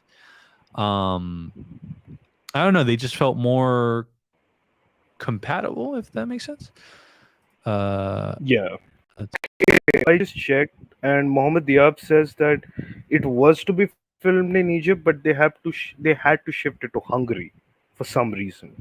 And as far as the Probably. desert scene goes, they shot it Mhm. in Jordan. Oh, okay. You know what's They didn't shoot crazy? it in. I think Rise of Skywalker, if you guys can help me with the name from the planet, the desert planet they went to, the with Tatooine. the part no, the where they had like that party, like Right, right, right.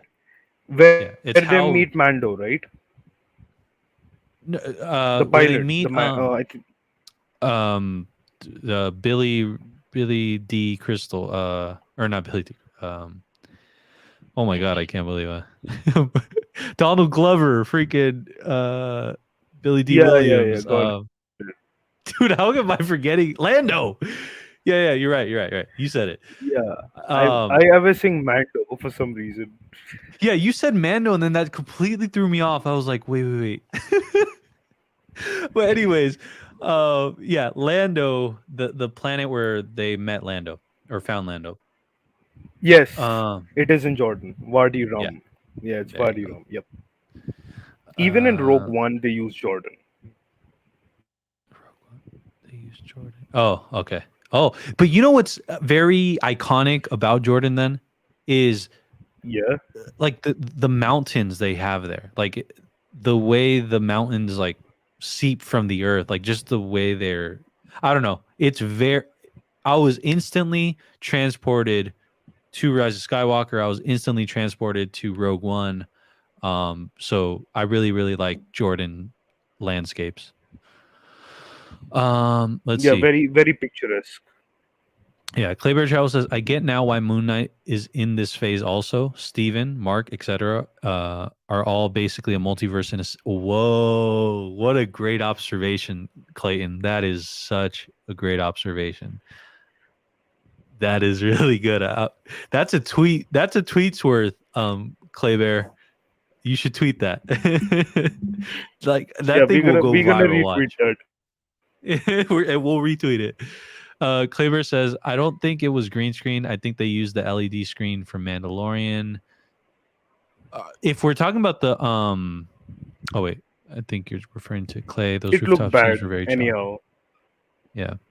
You know what, Claybear, I'm gonna say for that, I can tell, and maybe it's just from experience with green screens and stuff, but I could kind of tell that was green screen and not volume technology. For the rooftops, because the volume would have not done that, and plus there was a depth issue. That's what I noticed. That's how I noticed it was kind of bad, the rooftop thing, because there was something wrong with the field of depth. It just didn't do it for me. Let's see. Also, if Mark is the main personality, then why does he need permission from Steven to get into the body, but Steven and Jake could get in any time? I think. Okay. Really quick. Okay. Here I'm gonna jump in. Yeah, go ahead. Let's go. Okay. Sorry. Go ahead. No. Please sure? Go. Yeah. I can go. Yeah. Okay. So here's how this works. Whenever a body is in control, and it's basically how genes work, right? You have a recessive gene and you have a gene. So one is in control, the other. So the only time a body loses control is when it wants to cede control, or it's asleep. Right? I really want to reference a movie, but it's such a major spoiler that I cannot. It's that bad. But it's basically when your consciousness gets on a stasis, which is sleep, or you want to give up control, is only when you actually give control. You say that last part, Reddick? Yeah, so that's the thing. When you want to give control, you can give control. Yeah, that's exactly what I said. If you want to give control, you can give control. It's not about who's the host. It's about who is in control and who wants to give control. Let me see really quick. Wow, these are piling up. Let's see. The god of music is a G. I will say the music in this series is so good. Mad Cake says, hope everyone has a great night after this awesome episode. I'm hitting the sheets. It's 3 for me. Vibes. Thank you, Madison. Thank you, Mad Cake, so much for being here. By the way, you know what's funny? I've seen Mad Cake for so long, whether it's here on YouTube or on Discord, and this is the avatar, that like I think this is Mad Cake and I forget this is Anakin Skywalker.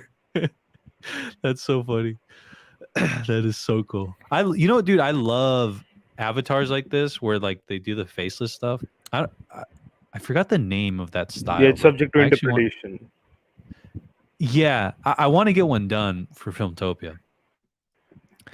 Let's see. Clay says this is an episode you need to rewatch to catch more things because on the first watch it's a little confusing. I think this is going to be a really good new Rockstars breakdown. Like, I think it's going to be a really good one.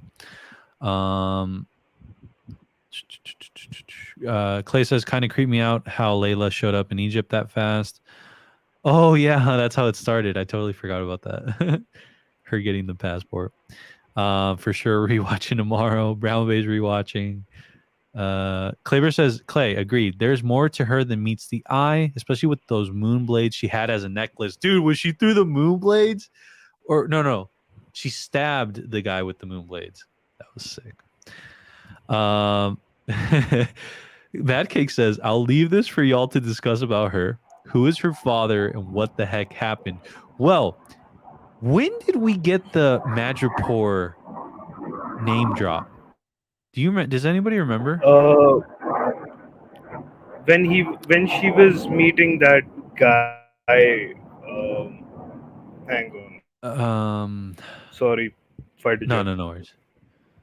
Yeah, so essentially what happened was when she was meeting that guy who was training, I think, with the spear or something, Oh yeah, he referenced that the last time we saw you, it was in yeah. Madripoor, and I was like, what?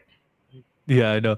Well, I am curious, and probably the chat's already talking about this, but as far as who her father is, uh, I don't know, and I don't know what happened, but I know that I want to know what happens, and I think there was an obvious like tie-in with something to do with Madripoor, and we all know how Madripoor runs, right? So as far as what happened to her father, that can. By the way, do we remember? Do we know? Remember in Shang-Chi the movie?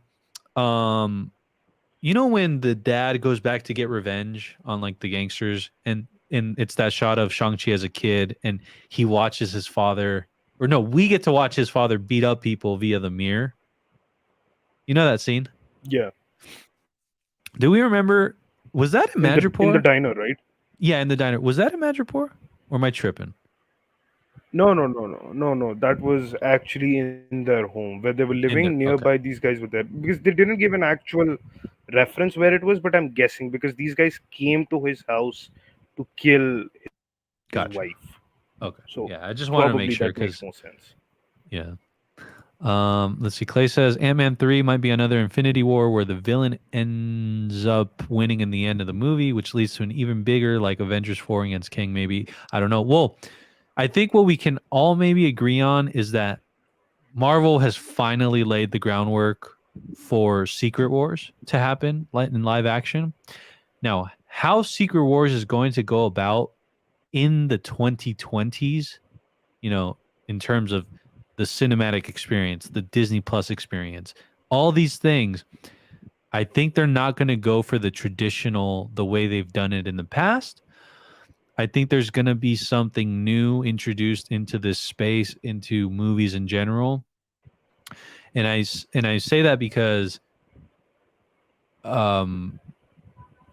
this Avengers 4 against Kang could end up being 10 years worth, right? Whether that's a few movies, whether that's intertwined with Disney Plus, whether that's a Disney Plus series in theaters released like every 2 months.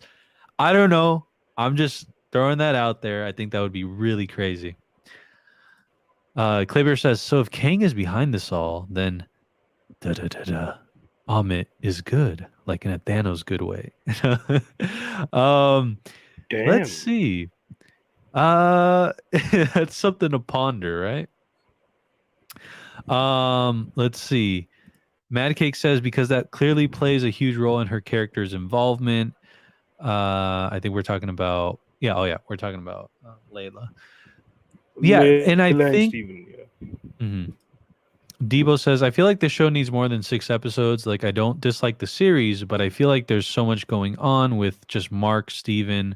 But hey, they have to rush the series to the finish line. I actually would like to say I don't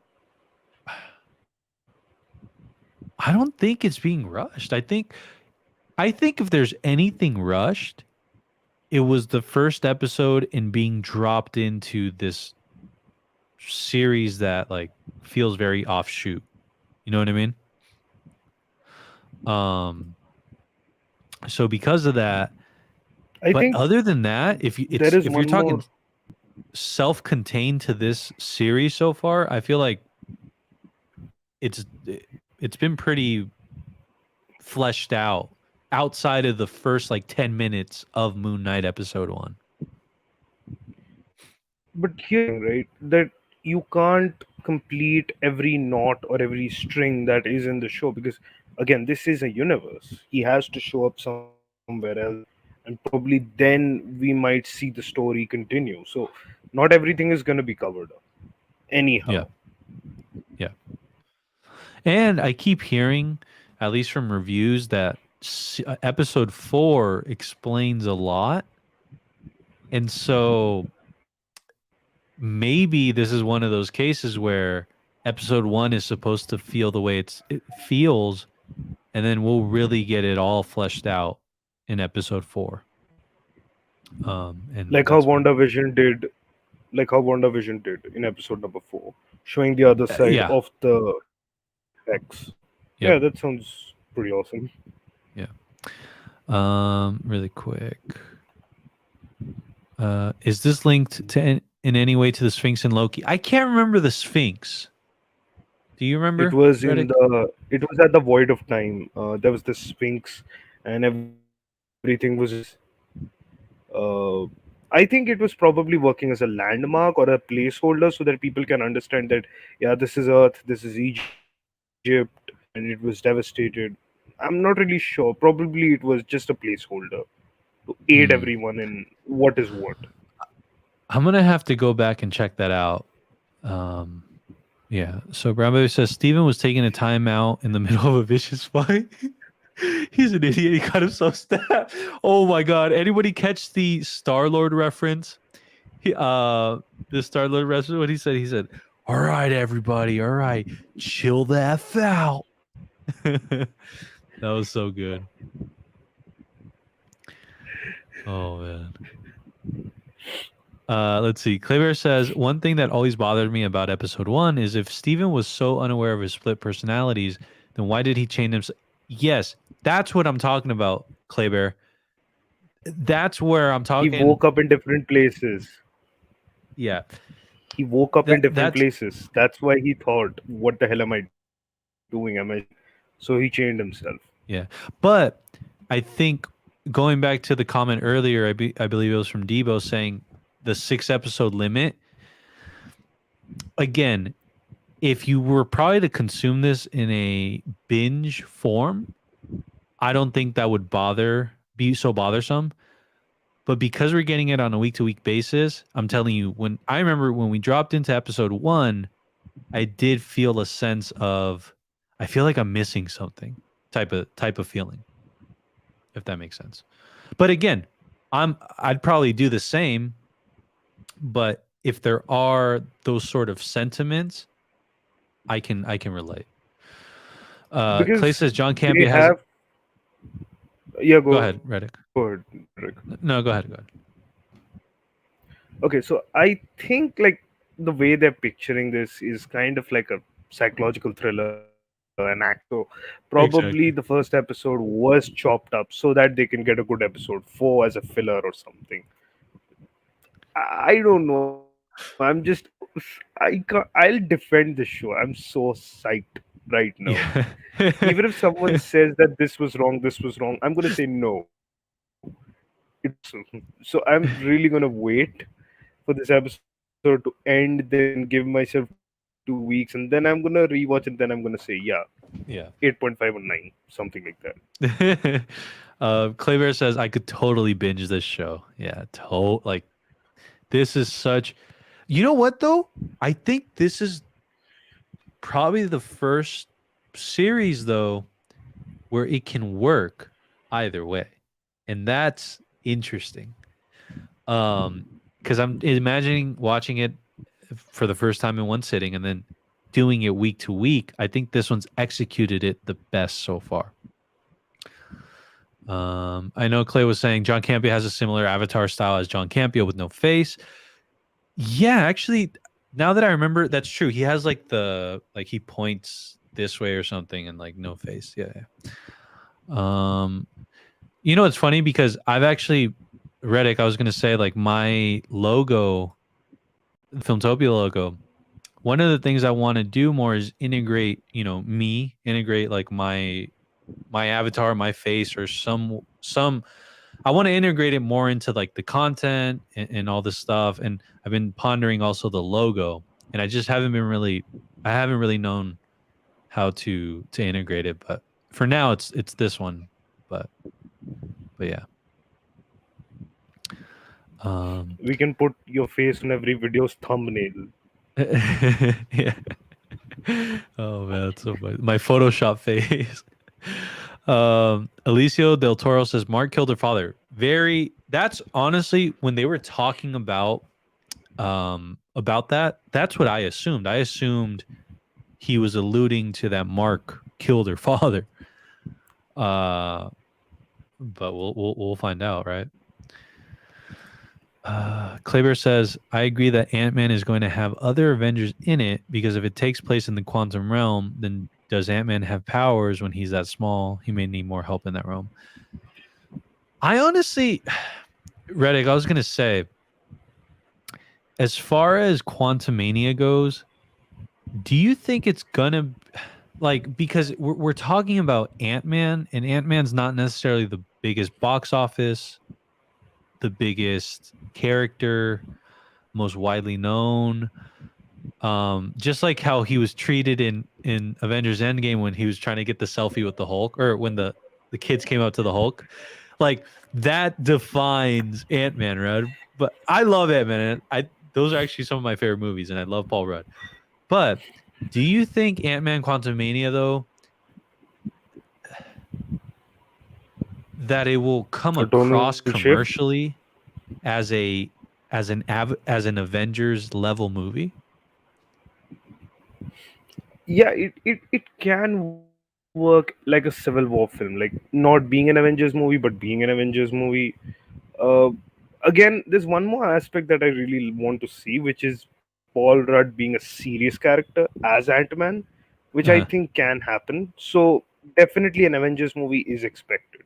I don't know how many are going to show up or how much are they going to show up, but I really hope Anthony Mackie and all these guys who are new come up so that we get to flesh their characters out really, really nice. Yeah. Really quick. James McGinn writes, it was Jake speaking to Steven in the reflection. Really? Right after he became Mr. Knight for the first time when he says psycho. Oh, psycho Colonel Sanders. He has a much more Italian accent and is more sarcastic. Ooh, I'm gonna have to go back and watch that. Because I didn't pick up on that, but that's interesting. Michael says to Alicia, yes, about Mark killing her father, but I think her father was evil and Mark is protecting her from that truth. Ooh. That's It can also be that Jake killed her father. But Mark seemed to know what was going on, and Mark doesn't know about Jake. You know what I mean? But it can be. Well, I'm just bobbling around because I have no idea what the hell's going on. But here's the thing: probably the dead body was lying there, and he was holding a knife or something in his hand. I mean, that's also a possibility. Yeah. The I'm only just trying to pushback gauge how are they going to play this. Yeah. I was just going to say, like, the only pushback on that, though, was in this episode when that transition between Steven and Mark and they didn't know who was who or who was, took control, because Mark seemed so surprised and really didn't know the answer. That's what leads me to believe it was him and not Jake. Even like if he were to wake up with the knife in his hand, but I don't know. Yeah, that does make sense. Yeah. Clay says, I hate how in the comics such ground level characters like the Fantastic Four have high threat levels like Galactus, Silver Surfer, and Kang. Kind of bothers me, but I'm glad the MCU is not taking that turn. Whoa. I see what you're saying. So, Yeah, I Fox think failed with that, so exactly.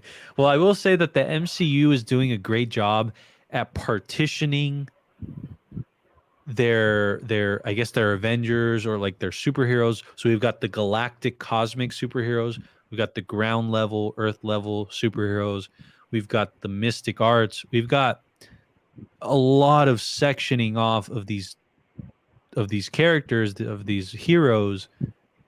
And I think when they finally introduce Secret Wars and they introduce like even bigger bads like Galactus and folks like that, it won't seem too off base.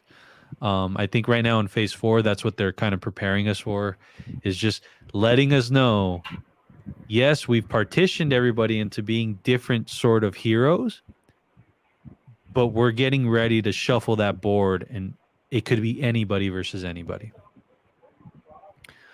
I mean, we started off with Obadiah Stane, and then we ended up with Thanos. So there is a huge play. Oh man, that's crazy. Let's see. Clay says it's funny how there's delays with Reddick, so they end up cutting each other off on accident. Claver says those are not delays. We're actually seeing Reddick change into another person. Oh man, that's so funny. Oh man. Brown Babe said Ant-Man's respect for Cap is worse than Phil Coulson fandom. They don't fanboy for any other hero. Oh man. Too good, man. I miss Steve Rogers, man. I can't wait to see Sam Wilson though. I'm really, really curious to see the level and the style of movie they give Sam Wilson's Captain America. Because as of right now, like, and especially the times that we're living in, and obviously writers and Marvel are gonna pull from real life, it's going to be super, super interesting. I mean, we could get like a Winter Soldier level movie if they do it right. But we'll 100%. See. A political thriller will be awesome, honestly. Yeah. Clay says, I think the secret is just... I really got to head out. Yeah, sounds good. Reddick, thank you so much, my man. Okay. Seriously, we appreciate you. 100%, man. I'll see you next week. I'll see you all, next week, 100%. Bye, chat. Thank you for the love. And Rick, you're awesome, man. You're just awesome. Much love, man. Much love. Peace. See ya, mate. See ya. But yeah, everybody. Awesome. Well, I just want to say tonight was so fun. The episode turned out to be great. Clay says, I think the secret is just Mark is hiding. The secret that Mark is hiding is that Khonshu wants her to be the next Avatar. That's why Mark wanted a divorce and to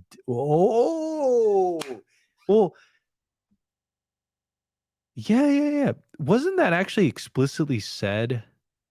Oh, what was explicitly said in like the last episode? Something to that effect. Brownman says there are TikTok people that hate Anthony Mackie because of how he treats fans. If you're talking, does he treat fans like in his sarcastic way? Like he like banters back and forth with them?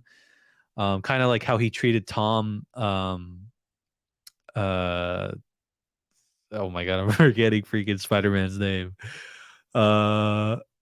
It's late, guys, but dude, I want to say Tom Hiddleston. Oh my God, what's his name? How am I forgetting his name? This is crazy. I gotta go check up what's up with my memory. Tom Holland. Anyways, is it because is it because of that, Brown Babe? Let me know. And yes, peace out to Reddick. Clay says, yeah, they already said that at the end of the episode 2. Yeah, okay, stated that Layla was his next candidate. Yep, okay, cool. That's what I remembered. Got it. Okay, I don't think I've come across that necessarily, like explicitly. What I have come across is his sarcasm and like the way he treats Tom Holland, sort of like banter. But I'll have to check that out. Like I said, the only thing I really knew of Anthony Mackie was he was a very sarcastic fellow, but we'll see. But yeah, everybody, I just want to say thank you so much for hanging out with me, with the fellow Filmtopians and everybody that's in the chat. Thank you so much. It's always a blast to just hang out and talk movies and talk Marvel. But yeah. Let's see. Clay says, Jonah mentioned this in the episode, and me and him did notice that Mark used a sort of accent as if he was almost... Okay, I did notice Jonah bringing up, like, was that Steven? I don't know. Here's the thing. I don't know if, because I feel that Mark has a very New York accent. I don't know if it's just the sort of words he's saying where it has like a long, like, I don't know if it's called a pause or a vowel, but there's something that kind of makes it feel British. But since Jonah, it wasn't the only one that noticed that, and you're noticing that too, I'm gonna have to go back and look at that. I don't think it was a mistake. I don't think it was a mistake, but what I think it could be is just a meshing of like a New York accent with certain vowels that make it sound like English. But yeah. But on that note, everybody, I just want to say again, thanks for coming out. Actually, Claybear has something to say. Wanda controls a town, TVA controls time, Watcher controls multiverse, Celestials control fate, Spider-Man controls his future, Moon Knight controls a body, Illuminati tries to control Doctor Strange. Now that is a sick take. Claybear Travels. There is a theme, right? Control, permeating through phase 4. But right now that you just mentioned all of those things, I can't believe like phase 4 is like firing off the way it's firing off.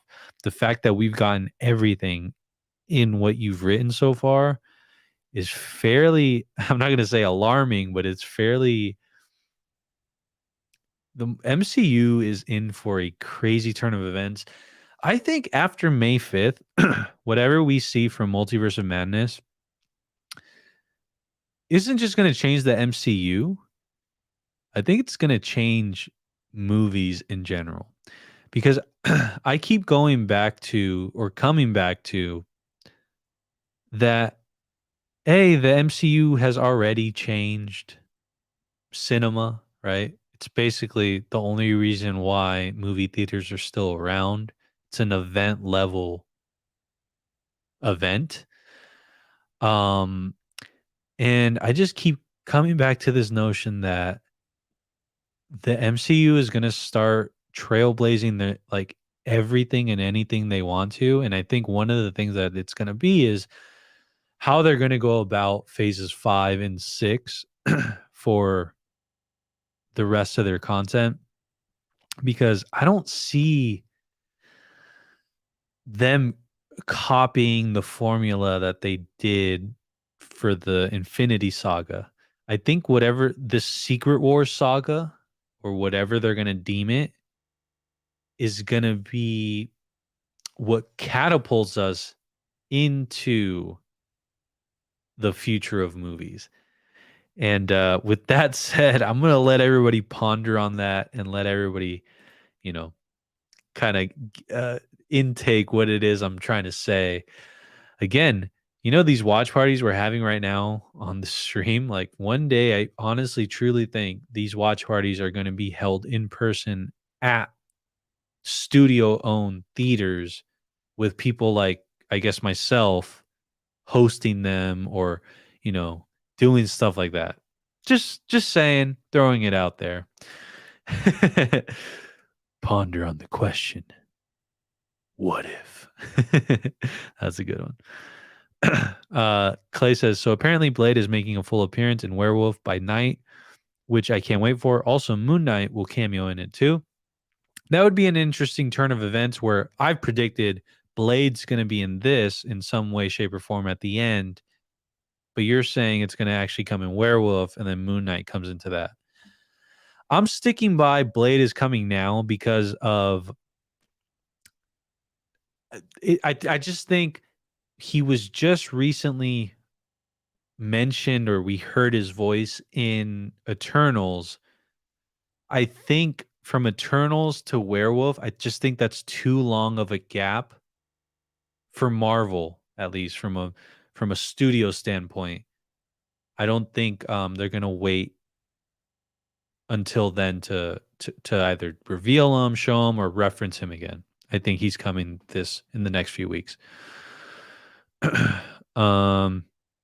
Yeah, right on. Can't wait. Let's see. Ponder on the question, what if? So with that, everybody, Clay Bear, Clay, Brown Babe, everybody, seriously, Debo, uh, everybody that's rolled through tonight. I had a blast. I will see you all next week. I've got to get some shut eye. One other thing I need to do for next week is I need to figure out how to stand more during the streams, because when I finish, my legs are like swollen and it's actually kind of scary. I don't want to go through that anymore. So I got to figure out a way to where I can either stream standing up or get up more. But yeah. I think Clay has something else to say. It says, I think Blade's appearance in Eternals was too long, and him showing up in Werewolf by Night is perfect. I mean, Blade movie doesn't come out till 2023 or 2024. Let me ask. So I don't think he's going to be in Multiverse of Madness. That's not where I expect him to show up again. And Wesley Snipes somehow coming into Multiverse of Madness is a long shot. So hence again, I don't think Mahershala Ali's would come in. If Blade, Wesley Snipes' Blade was in Multiverse of Madness, then Mahershala Ali has to be in that one. But I don't think that's going to happen. So if anything, it's got to be now, or like you're saying, in Werewolf by Night. But yeah, Brown Babe says, peace fam, stay blessed. Thank you, Brown Babe. Appreciate you so much. Clay says, and the rooftop scene was so choppy, which made me wonder what the heck was going on. So I have to rewatch it tomorrow. Yeah, go and watch it, and then let us know what you think next week, because Clay Bear Travels says it might have been what's that called? It might have been volume technology. I'm sticking with green screen technology just because I think volume technology would have looked so much better. But thank you, Clay. Thank you so much for like all the awesome comments and all the interaction. I really, really appreciate it. Clay Bear, I appreciate you because you've been here so long, and all the awesome love you've sent our way. Seriously, thank you so much. And yes, I think I need a gaming chair, but honestly, I need to like look into what's up with like these swollen like legs, because I don't think that's a good thing. In the morning when I wake up, they're not swollen or anything, but you know, right after this, it does get a little scary. I'm like, whoa, this does not seem normal. But anyways, maybe I'll have a gaming chair next week, because maybe there's something in the garage right now that I haven't opened. Anyways, with that said, everybody, my name is Ricky. This is Filmtopia. On your way out, make sure to hit that like button and that subscribe button if you already haven't. But with that said, I'll see you next week for episode 4, which some are saying is the best episode so far, for next week's Moon Knight. And with that said, everybody, vibes. Peace, everyone.